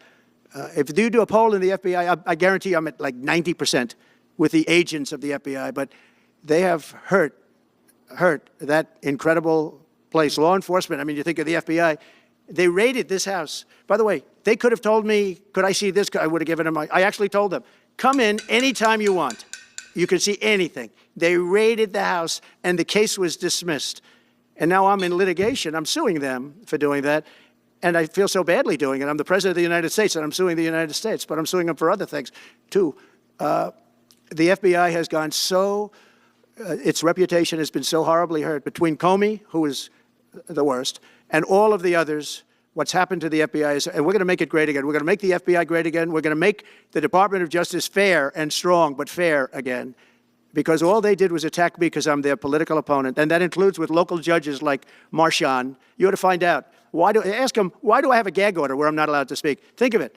I'm the president of the United States, and I'm not allowed to speak. Why? Because if I did speak, people would understand the scam. It's a scam. And we have very dishonest judges, and New York judges are very bad. We had one that valued this house at $18 million because it was good for their case. He actually valued that chandelier is worth more than $18 million. He valued this house at $18 million. And we have another one who was so nasty, so horrible, such a brute, most vicious, vile person. These are New York judges. But we've won most of the cases, so we're very happy about that. Please. Back on Greenland, your position is clear, but have you directed your staff to take specific actions to draw plans? And can you elaborate again? You didn't rule out military coercion. Well, we need Greenland for national security purposes. I've been told that for a long time, long before I even ran. I mean, people have been talking about it for a long time. You have approximately 45,000 people there. People really don't even know if Denmark has any legal right to it. But if they do, they should give it up because we need it for national security. That's for the free world. I'm talking about protecting the free world. You look at, you don't even need binoculars. You look outside, you have China ships all over the place. You have Russian ships all over the place. We're not letting that happen. We're not letting it happen. And if Denmark wants to get to a conclusion, but nobody knows if they even have any right, title, or interest. The people are going to probably vote for independence or to come into the United States. But if they did do that, then I would tariff Denmark at a very high level. Have you asked your staff to draw plans for acquisition? I mean, are you active? No, we're not at that stage, but we have people. I haven't even entered office yet. Secondly, sir, Elon Musk has drawn some China's over there like attention licking its some of his lips. actions and provocative statements about foreign affairs, including in Europe. Your reaction to that, is that appropriate for... You mean where he likes people that tended to be conservative? I don't know the people. I can say Elon's doing a good job, very smart guy. I don't... Yeah, start sanctioning every European country. Allow China to get the microchip technology from the Netherlands. Lose out on any sort of global influence that we might have had. Allow China to become even more of a leader in multiple key sectors. Masterful gambit. Don't know the people you're talking about. He was, I know he said some negative things about a couple of people that are running for office, but that's not so unusual. Yes, please. I wanted to ask you about Ukraine and Putin. How soon do you anticipate going to meet with Putin to discuss the Ukraine situation? Well, I can't tell you that, but I know that Putin would like to meet. I don't think it's appropriate that I meet until after the 20th, which I hate, because every day people are being, many young people are being killed, soldiers. The land is very flat, and hundreds of thousands of soldiers from many hundreds of thousands from each side are dead, and they're laying in fields all over the place. Nobody to even collect. There's landmines all over. It's a disaster. But it's very flat. It's great. It's farmland, and it's very flat. And the only thing that stops a bullet is the human body. And the human body is stopping a lot of bullets. What does that have to do with anything? Within the first 3 to 6 months. I hope to have 6 months. First 3 to 6 No, months. I would think, I hope long before 6 months. Look, Russia's losing a lot of young people, and so is Ukraine. And it should have never been started. That's a war that should have never happened. I guarantee you, if I were president, that war would have never happened. Who would you like to nominate to replace Michael Barr as vice chair for the legislature? I'll be announcing somebody. Mr. President, if we were to work under the assumption that you're serious about making Canada 51st state of the United States.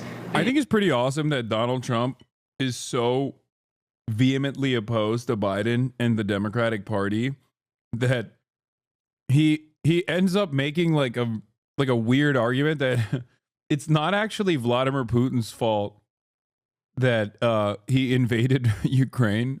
It's actually still Joe Biden's fault. It's not actually Hamas's fault that they did October 7. It's actually Joe Biden's fault that October 7 happened. He's not even hitting the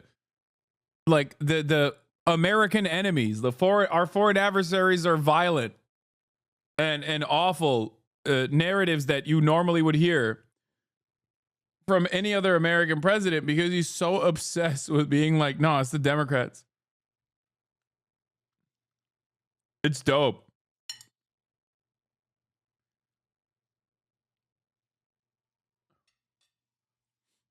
I don't think they care about saving the U.S. empire at this point. I think they just want to capitalize on the inevitable collapse and loot the U.S. economy post-USSR oligarch style. I mean, but that's what holds everything together. The leader of the Conservative Party in Canada said, under no circumstances will it ever be the 51st state. Maybe he won't win, but maybe he will. I don't care. You had suggested. Listen, I don't care what he says. But Sir Lopez, you said you were considering military force to acquire Panama and Greenland. Are you also considering military force to annex and acquire Canada? No, economic force, because Canada and the United States.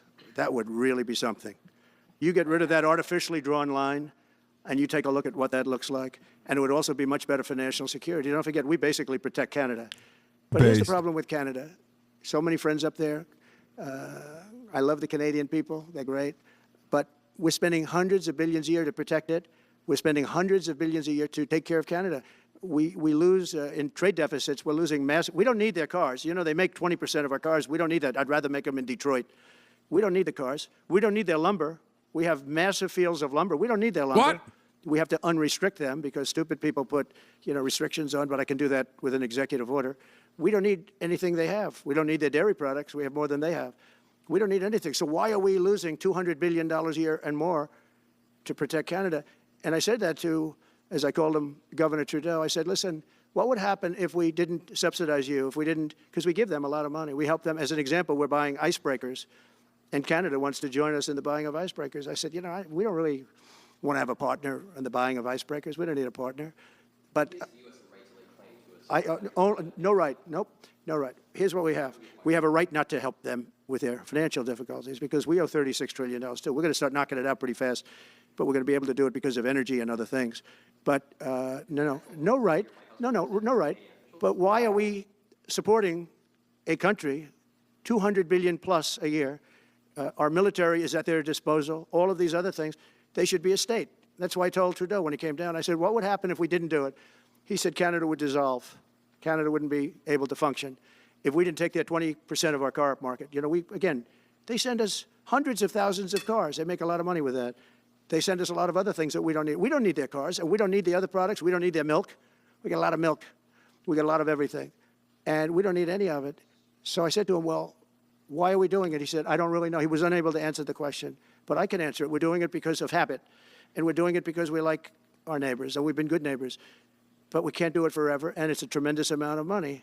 And why should we have a $200 billion deficit and add on to that many, many other things that we give them in terms of subsidy? And I said, that's okay to have if you're a state. But if you're another country, we don't want to have it. We're not going to have it with European Union either. European Union, we have a trade deficit of $350 billion. They don't take our cars. They don't take our farm product. They don't take anything. And so we're not going to have it with them either. Brian, go ahead. Yes. Happy New Year, by the way. Thank you. We have some breaking news. You may not be aware of this, but it looks like Canada has blocked the DOJ from releasing the Smith's report until further court proceedings. Get your thoughts on that. Wow, that's a big story. Yeah. So if I get it right, the fake witch hunt started by the DOJ having to do with books and records, and Biden had many more, and he wasn't protected by the Presidential Records Act, I was. But all of that fake stuff that took the lives of people, I mean, literally destroyed people. People are destroyed because of what they did. Destroyed. What? We got to be president. But Biden did it for 40 years. He did it when he was a senator. That was illegal. And they ruled it was illegal. How about that? They said, it's illegal, but he's unfit to stand trial. So he can stand and be president of the United States, but the prosecutor found that he's unfit for trial.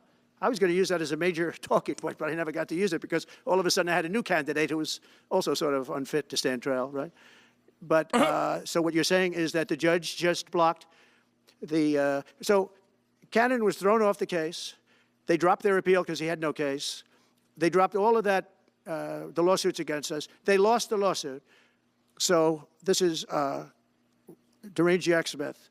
So he dropped the lawsuits. He was told to by the DOJ because they had no lawsuit. They lost in court in front of a very strong and a very brilliant judge. They lost in court, and that pertained to other cases in other courts.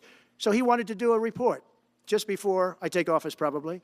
So he'll do like a 500-page report, and it'll be a fake report just like the investigation was a fake investigation. And I said, well, wait a minute. This guy was thrown off in disgrace. In disgrace. He's going back to The Hague or wherever they're going to send him. In disgrace. Because he failed so badly. Because it was a fake case against a political opponent. They thought they were going to use this to beat me. So what you're saying is, I'm just hearing that they're not allowed to issue the report. So if they're not allowed to issue the report, that's the way it should be. Because he was thrown off the case in disgrace. Why should he be allowed to write a fake report? It'll only be a fake report. That's great news. Good. And if I can just follow real quickly, you want to comment, many Americans are angry that we're sending millions of dollars every month to the Taliban. Do you anticipate? It's not even believable. Billions of dollars, not millions, billions. We pay billions of dollars to essentially the Taliban, Afghanistan. And that's given by Biden. That's the same man that took away $50 to $60 trillion worth of value from the United States. Think of it, probably our most valuable asset. Took away our most valuable asset. This can't be allowed to happen. We are now a nation of common sense. When he does that, 625 million acres, this can't be allowed to happen. Thank you for the information. Most other people probably knew about it, but they wouldn't have told me, right?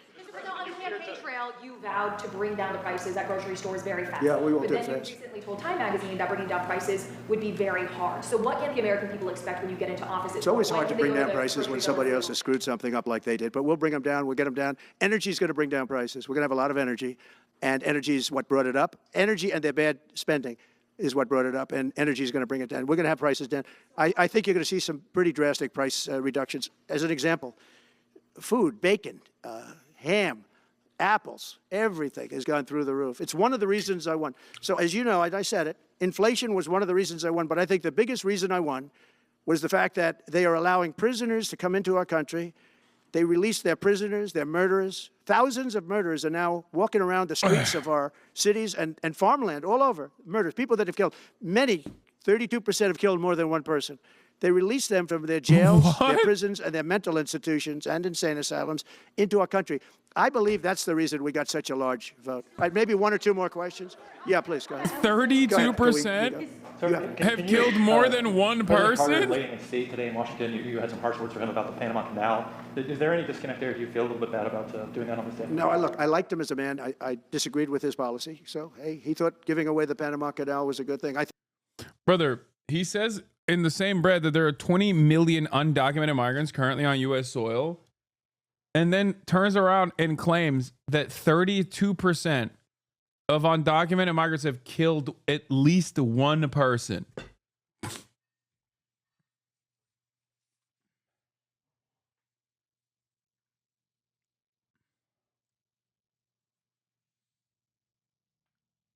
Like, what he's describing is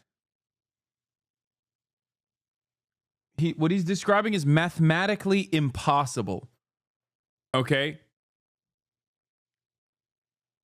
Let's say it's 30%. 30%. That's 22 million, 2 million times 3, 6 million. That means 6 million undocumented migrants have killed more than one person. Okay? That's at least 6 to 12 million people that have been murdered by undocumented migrants in a country where the total population is 330 million. COVID killed 1 million plus, and that was devastating. Can you imagine?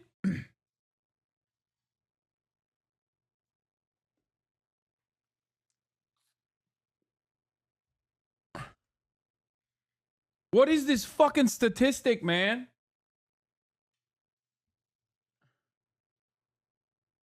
No, he said that 32% of the murderers killed more than one person.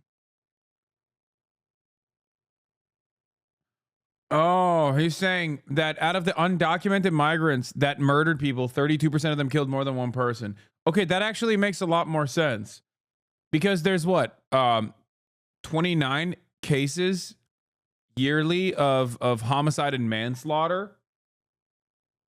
No. There's 29 cases of yearly of homicide or manslaughter from undocumented migrants. 29, 20. I mean, 29.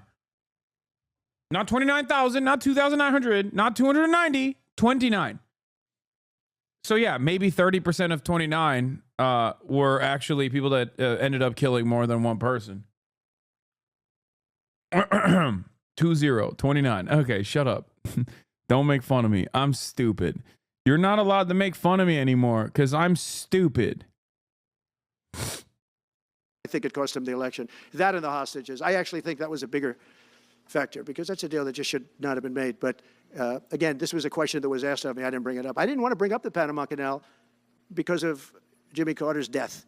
But people don't bring it up. But, you know, you and other people have asked me about it. No, it's a deal that I was very strongly against. I was a young guy when this took place. But just why would we spend all of that money, lose 38,000 people to malaria, the mosquito? They were dying. It was horrible what was happening. Oh my God, remember that? Mosquito. It just reminded me. It reminded me. 38 38,000. 38,000 dead because of the mosquito. Come on, someone has that old video. I think it's him talking to Jonathan Swan. Oh my God. I'm such a Trump stan. Why do I know this? You don't remember this Trump?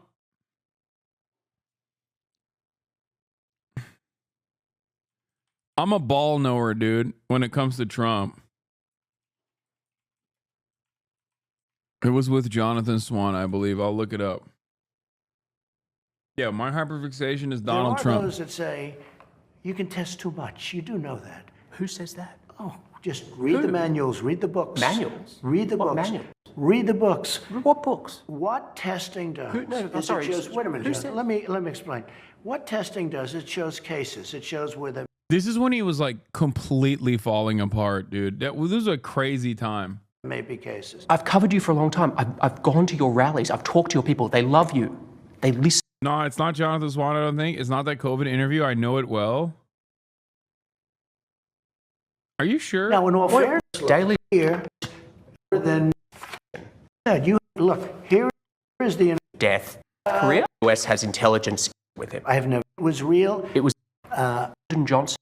Well, Johnson did. You think the Civil Rights Act How was a has it worked mistake? out? Because Oh, it's with Tucker. Why is That's for China testing. allowed to conduct imperialism in our hemisphere? well, yeah, and it's far beyond Cuba. It's all over South America. Yeah, in the Caribbean. So we built a thing called Bro, this is so funny. Watching Tucker Carlson and Donald Trump talk about Chinese imperialism like they're, Destiny dick riders. I wonder if this will cause anyone to reconsider their assessment as massive liberals. Probably not. called the Panama Canal. We lost 35,000 people to the mosquito, malaria. Yeah. We lost 35,000 people building. We lost 35,000 people because of the mosquito. I love that. Where he just like increasingly gets funnier and funnier. We lost 35,000 people because of the mosquito.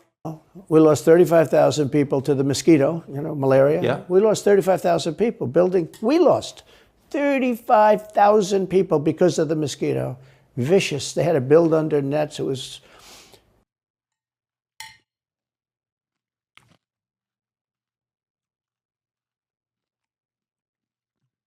They paid them 4 times more than they would make in the United States, but they knew they were going to go over there and die. And they died in the jungles of malaria. There was nothing we could do to stop it. 38,000. And then we gave it away for $1. Now getting your agenda through Congress, you appeared to open the door in your radio interview yesterday for 2 bill approaches. It's still your preference for one big, beautiful bill, as you have said. Well, I like one big, beautiful bill, and I always have, I always will. But if 2 is more certain, it does go a little bit quicker because you can do the immigration stuff early. Now, you have to understand, for immigration and for the wall, we won the case on the wall. They tried to sell the wall for 5 cents on the dollar, by the way. And we had, fortunately, a judge that stopped that. But they were already discarding the wall. And 5 cents on the dollar. And you know what they were doing? They were calling us up and saying, we'll sell it back to you at 200 cents. In other words, double what we paid for it. So they were going to buy it from this guy for 5 cents on the dollar. They were making deals. And fortunately, we had a very smart judge that stopped it cold. I think he called for an investigation, too, and he should. But think of it. They were selling the wall that was exactly the wall that the Border Patrol. I don't know who he's talking about now. Who's selling the wall? Like just like a wall salesman? What? Like, is he talking about how like private wall salesmen were grifting the government or something? He got real animated too. This is like right in the pocket. This is his own. This is when he's like, he loves wheeling and dealing. So he's like, oh yeah, they tried to come after, they tried to take over, they tried to sell me a wall. For the price point, I said, ain't no way, Jose.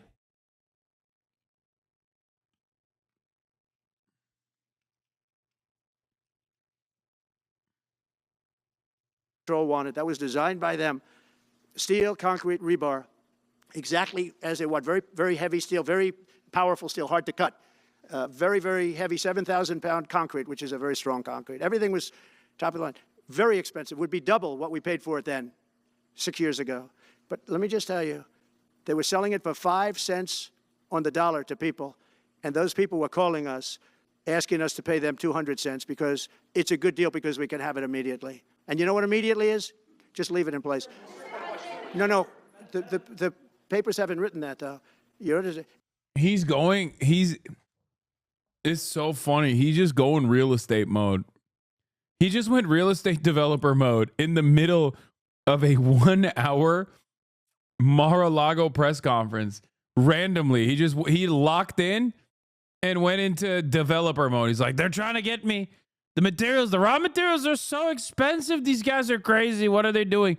It's like the president should not be this deeply involved with one singular aspect of the American government's broad network of affairs. Okay.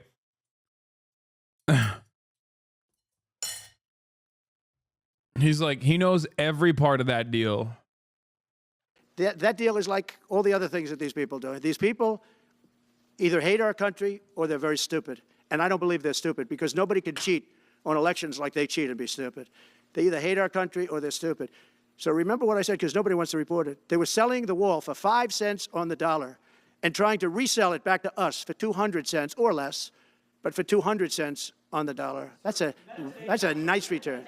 Meta announced that it will stop putting fact checks on posts on its website. And Meta said today it would stop putting fact checks on its website and instead allow community to Well, I watched their news conference, and I thought it was a very good news conference. I think they've come a long way. Meta, Facebook. I think they've come a long way. I watched it. The man was very impressive. I watched it.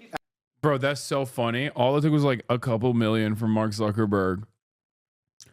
Trump is now like, Meta is very good. I like it. I will be talking about that in a little bit, but you need to understand. Facebook already was like a right-wing, an incredibly right-wing network, obviously. It's an incredibly right-wing platform. That's where all the grandparents are. But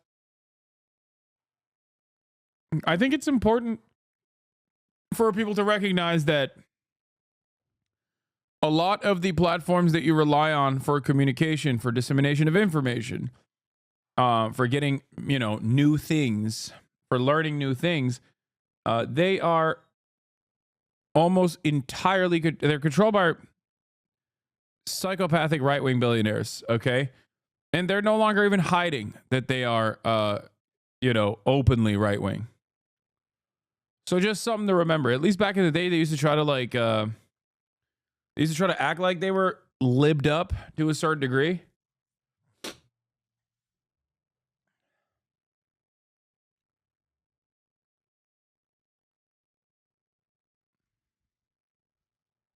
And it's gone. Even the aesthetics are gone. Even the optics are gone. That's how thoroughly liberalism has been defeated. Yes, this is on 1.25 speed, by the way, chatters. Of course, Donald Trump can't speak this fast. China's Ministry of Industry and Information Technology announced Tuesday that the country will implement a super-fast 10-gig optical network pilot projects in certain cities and regions in 2025. Oh my God, dude. Oh my God. They're pooping on us, chat. They are pooping on us. China is farting on us, dude, every day. Every day that I am alive.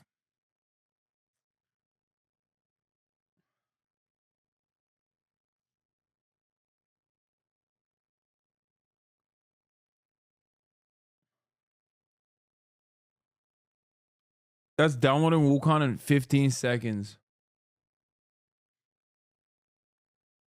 Oh, yeah. Actually, I watched it on Fox. I'm not allowed to say that. Say it? Do you think he's directly responding to the threats that you have made to him in the past? Probably. Yeah, probably. The last time you were here, you were asked a question about the U.S. possibly launching a preemptive strike on Iran. You said you wouldn't answer that question. On who? Obviously, on Iran. the U.S. launching a preemptive strike on Iran's nuclear facilities. And I said, I don't talk about it. It's a military strategy. But it is a legitimate question. It's not really, because only a stupid person would answer it. Look, it's a military strategy, and I'm not answering your questions on military strategy. All right, one more. Brian, go ahead. Brian? Could you give us a preview of what you might be talking to leaders of Congress who are expected to come here in the next couple of days? And you've got a very supportive Congress behind you. They're great. So we have a wonderful Republican Congress. We have a leader that I have a lot of confidence in. I think he's going to be, hopefully, a great leader, a great speaker. And we have a leader, by the way, in the Senate, I think has been great. Honest question, because I don't know. Do they have widespread AC usage in China as they do in the U.S.? I don't know. China is very America coded, so maybe in the tier 1 cities. I've never been. Someone can shed light on that. But China is so American coded in so many meaningful ways. Like, yes, they have public transit, but they also have a heavy car reliant infrastructure. And I suspect that their tier 1 cities are probably very similar to America, and therefore have AC most likely. Great. John Thune has been doing a fantastic job. Have you even been to China? No, I haven't. That's what I just explained. I don't. We got very good public transit. I know. I said that they have very good public transit, but they also have like a web of super highways and things like that First. too. And the question is whether or not we do the 2 bills or 1 bill. And look, I can live either way. I like the idea of the one big bill, but I can live either way. But they'll be coming down. The senators also will be coming down, and then ultimately we'll be meeting in the White House in a few weeks. But right now, this is the winter season. They sort of call this the winter White House. It was built, I don't know if you know this, Marjorie Meriwether Post and E.F. Hutton built this. It was the greatest of all the estates in our country. And I saved it, and I got a lot of credit for saving it. Most of these big, great houses have been knocked down in Palm Beach, just about all of them, actually. And they, you'd build 10 mansions on one site, but we saved it. But this was built as the Southern White House, and she gave it to the government. And, by the way, Jimmy Carter gave it back. He said it's too expensive for the United States. So I didn't realize that.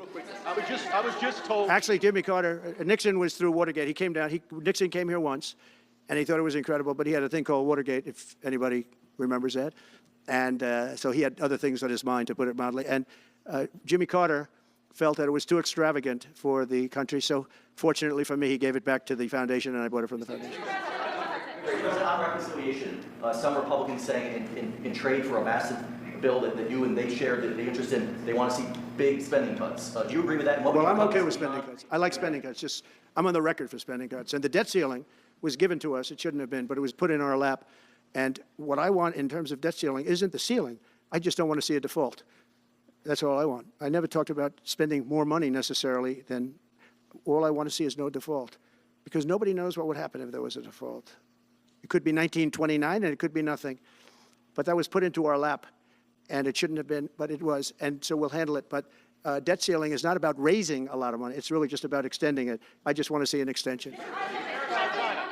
Sir, on immigration, how much can you do by executive order, are you planning to do on executive order when it comes to immigration, and how much do you want Congress to tackle this issue? And also on day one, well, I had the safest border in the history of our country by far. You remember the famous chart that I brought down. I love that chart very much for a lot of reasons. But I have the safest border by far in the history of our country. And when I took it over, it was a mess. Nothing like it is now. This is 10 times worse. When I got elected because of the border the first time, and I think I got elected largely because of the border the third time. And the second time I did equally well. Well, not as well as the last time, but I did very well. And I will say, this was too big to rig. You know the expression? Too big to rig. They couldn't do it. They tried, but they couldn't do it. I didn't get very much from Congress at all. I just said that we're being invaded, and I took the money out of the military. Much of the wall, I built over 500 miles of wall. Much of that wall was built through money that I put into the military. We took it out because we couldn't get things from Congress in those days, and we took it out. And that wall was built largely with money coming from the military. So, very simple. I went to the military. I said, our country is being invaded by very similar, nothing like what's invading our country now. They weren't releasing prisons into our country, and they weren't releasing mental institutions in, but some bad dudes were coming in, right? And I said, our country is being invaded. And I took that money largely from the military. I was sued 9 times by the Democrats in Congress, and I won all those suits. And we ended up building 571 miles of wall. Once that wall was built, they started going around it. So we're going to add another 200. That would have been up in 3 weeks. And then we had a very unfortunate election result. And they said, we don't want to put it up. We'll sell it. And they started selling it for 5 cents on the dollar. What is that? So we'll do this again. I just want to thank everybody very much. I'm just telling you, this will be the golden age of America. This is the golden age of America. We're going to have a great country again. We're a country right now under siege. We have so many different problems, and nobody respects us overseas, but now they do. The Italian prime minister, as you know, came here the other night, just flew in and flew out. She wanted to see me. And great respect is being shown when I went to the cathedral in France. Great respect was shown by the prime minister, the president, by everybody. France was, and by the way, I have to say they did a great job in the cathedral. But great respect is being shown to our country again. And we have a great country, but we have to run it properly. It's going to be run properly. We want to get back those hostages for Israel and for us. You know, we do have people that are hostages being held. And I'll just say it again. If this deal's not done with the people representing our nation, by the time I get to office, all hell is going to break out. Thank you very much. Thank you. The Ukraine-Russia war before you take office. Can you clarify what you mean by military force in the Panama Canal? No. You were probably right. More than half of Chinese citizens have ACs. What'd I tell you? China is the world's leading user on... What the hell is this? Oh, it's the ad blocker. China is the world's leader of... world's leading user of air conditioning with approximately 569 million units in use countrywide. The country's formidable energy infrastructure, along with raising affordability, has helped fuel the widespread use of cooling systems. Dude. Told you.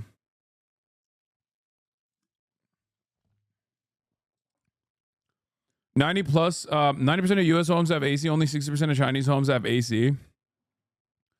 Yeah. Have you been to Europe? My point is, China is so American coded. Like, they're such Ameriboos in many ways that it wouldn't shock me. China has 0.4 AC units per person, whereas America has 1.1. The ubiquity of air cooling is one thing America does better than any other country in the world. China just has more in gross. There are people that live in Phoenix, Arizona. I know.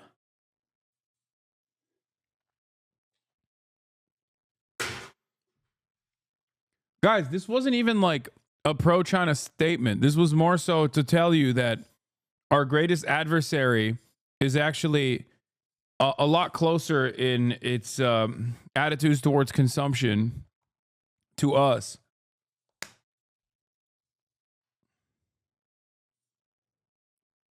That's all I was trying to say. That was over an hour of Donald Trump giving a news conference, answering questions, and giving us some new information. Unlike Eurocucks, unlike the Eurocucks that love to live in the heat for some weird reason, our Chinese counterparts are quite similar to us. About what he intends to do, or at the very least, is not ruling out when he takes office, including not ruling out a military invasion to conquer Greenland, the Panama Canal, and perhaps the annexation of the country of Canada. There is a lot more to discuss. We have a terrific panel here. Caitlin Collins, you are our chief White House correspondent, in addition to all of your other titles. What's that? 13 more days to go. Yeah, okay. But you obviously have been covering Donald Trump for a very long time. Before I get to you, I do want to play David Sanger, our friend at the New York Times, his question about the Panama Canal and on Greenland, and Donald Trump's response before you respond. No, I can't assure you. Have you ever researched Kowloon Walled City or played or heard of Shenmue? Yes to both, and I'm actually kind of obsessed with Kowloon Walled City. And I wish I was around. I wish I was around when it existed. I would have loved to visit.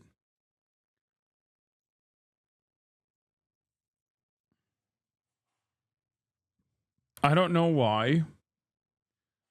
I know it's one of the scariest places or whatever at the time, and it was really, really...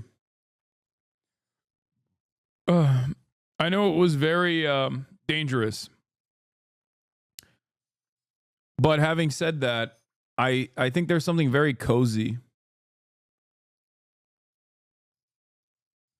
I think there's something very cozy about living in the Kowloon Walled City. I don't know why. I'm just saying that that's how it feels. It feels like you're constantly surrounded by a blanket. Holy shit, this is too exciting. In recent years, with the development of urban transportation, China has built many overpasses to reduce traffic congestion. Hell yeah, baby. America on top. Many of these overpasses are spectacular and complicated looking. Some of them are more exciting than roller coasters. Dense lanes of traffic crisscross the streets. Only an American would look at this and go, you know what these superhighways are just like roller coasters. So exciting. I'm sorry, this is the worst kind of autism to have. Okay, trains are like the highest level of autism you can have. That's good, but if you're invested in superhighways, like if you have superhighway autism, like you are the worst.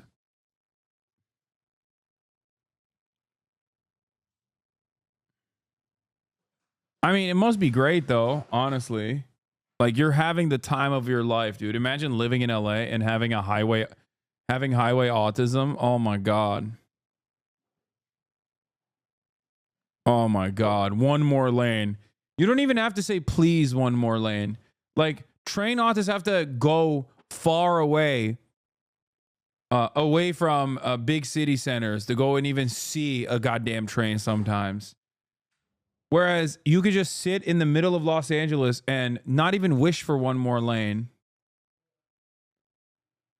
Why then do you laud China's meteoric rise when they have a heavily consumerist culture and are doing nothing but spread global socialist movement like the U.S. and are doing nothing to spread global socialist movements like the USSR did during the Cold War? Do you believe having a multipolar world is just inherently good? Well, two things. The first, one, I like the heavy consumerist culture. I live in America. I don't have an issue with luxury goods or whatever. I actually think it's a perfect way to pacify people without actually engaging in direct harm. Okay? I myself like the concept of treats. I would not consider myself to be a treatlerite, okay, like many Americans are, but I do value the pacifying impact that treats have. Accessible treats. So that's number one.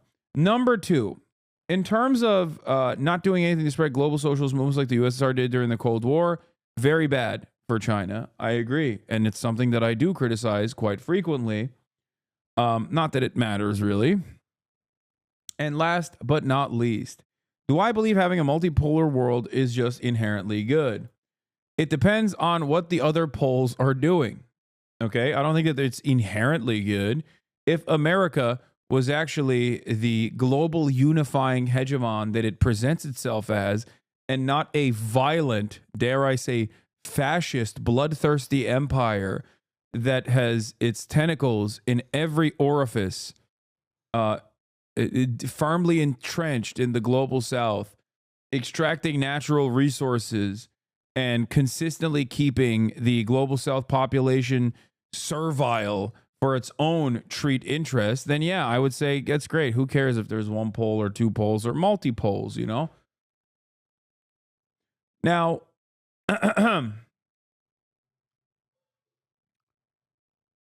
as far as my conversation about China, I see China as I see, I don't know, like I use examples of Norway all the time, right?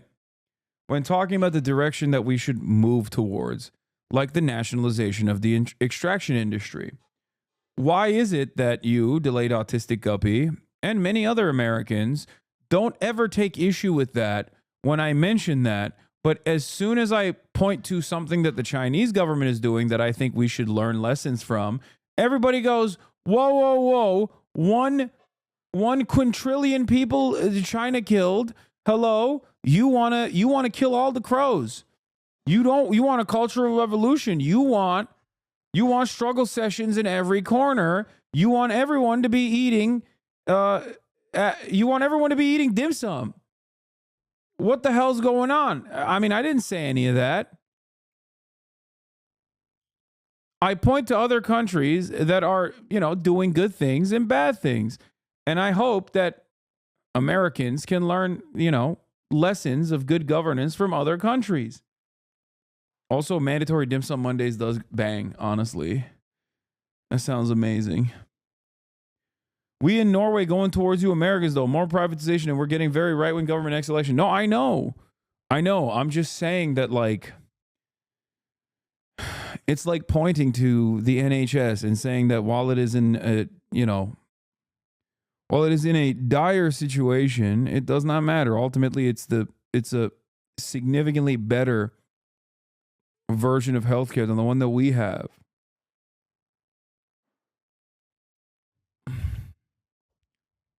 The argument isn't that Norway's amazing, okay? And does everything right. I'm saying that there are other countries out there that are doing things that we could be doing as well. And I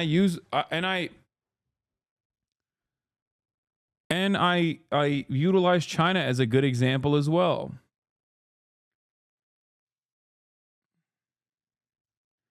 I am of the mindset, and I mean this with all sincerity, that if China was not initially considered a foreign adversary, but was like a country comprised of mostly white people and was always like historically within the bosom of American empire, we would never in a million years talk about how bad it is. I mean, there are, like, France is a great example. Look at the way that France has dominated its African colonies to this day. There is never a peep about that. Okay? Nobody ever talks about that because, or not crows, sparrows. I apologize. Yes, killing the sparrows. Like, we do a whole bunch of evil around the planet, and many of our foreign allies engage in similar acts as well.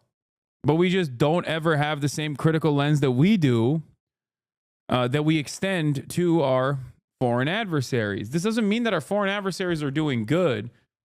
I think it just like freaks people out when I look at China as another country that sometimes does bad and sometimes does good. Does that make sense?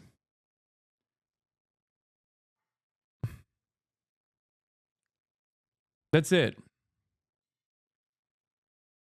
No nation is altruistic. All nations are, if there's one nation that's like the closest to an altruistic one, I would say it's Cuba.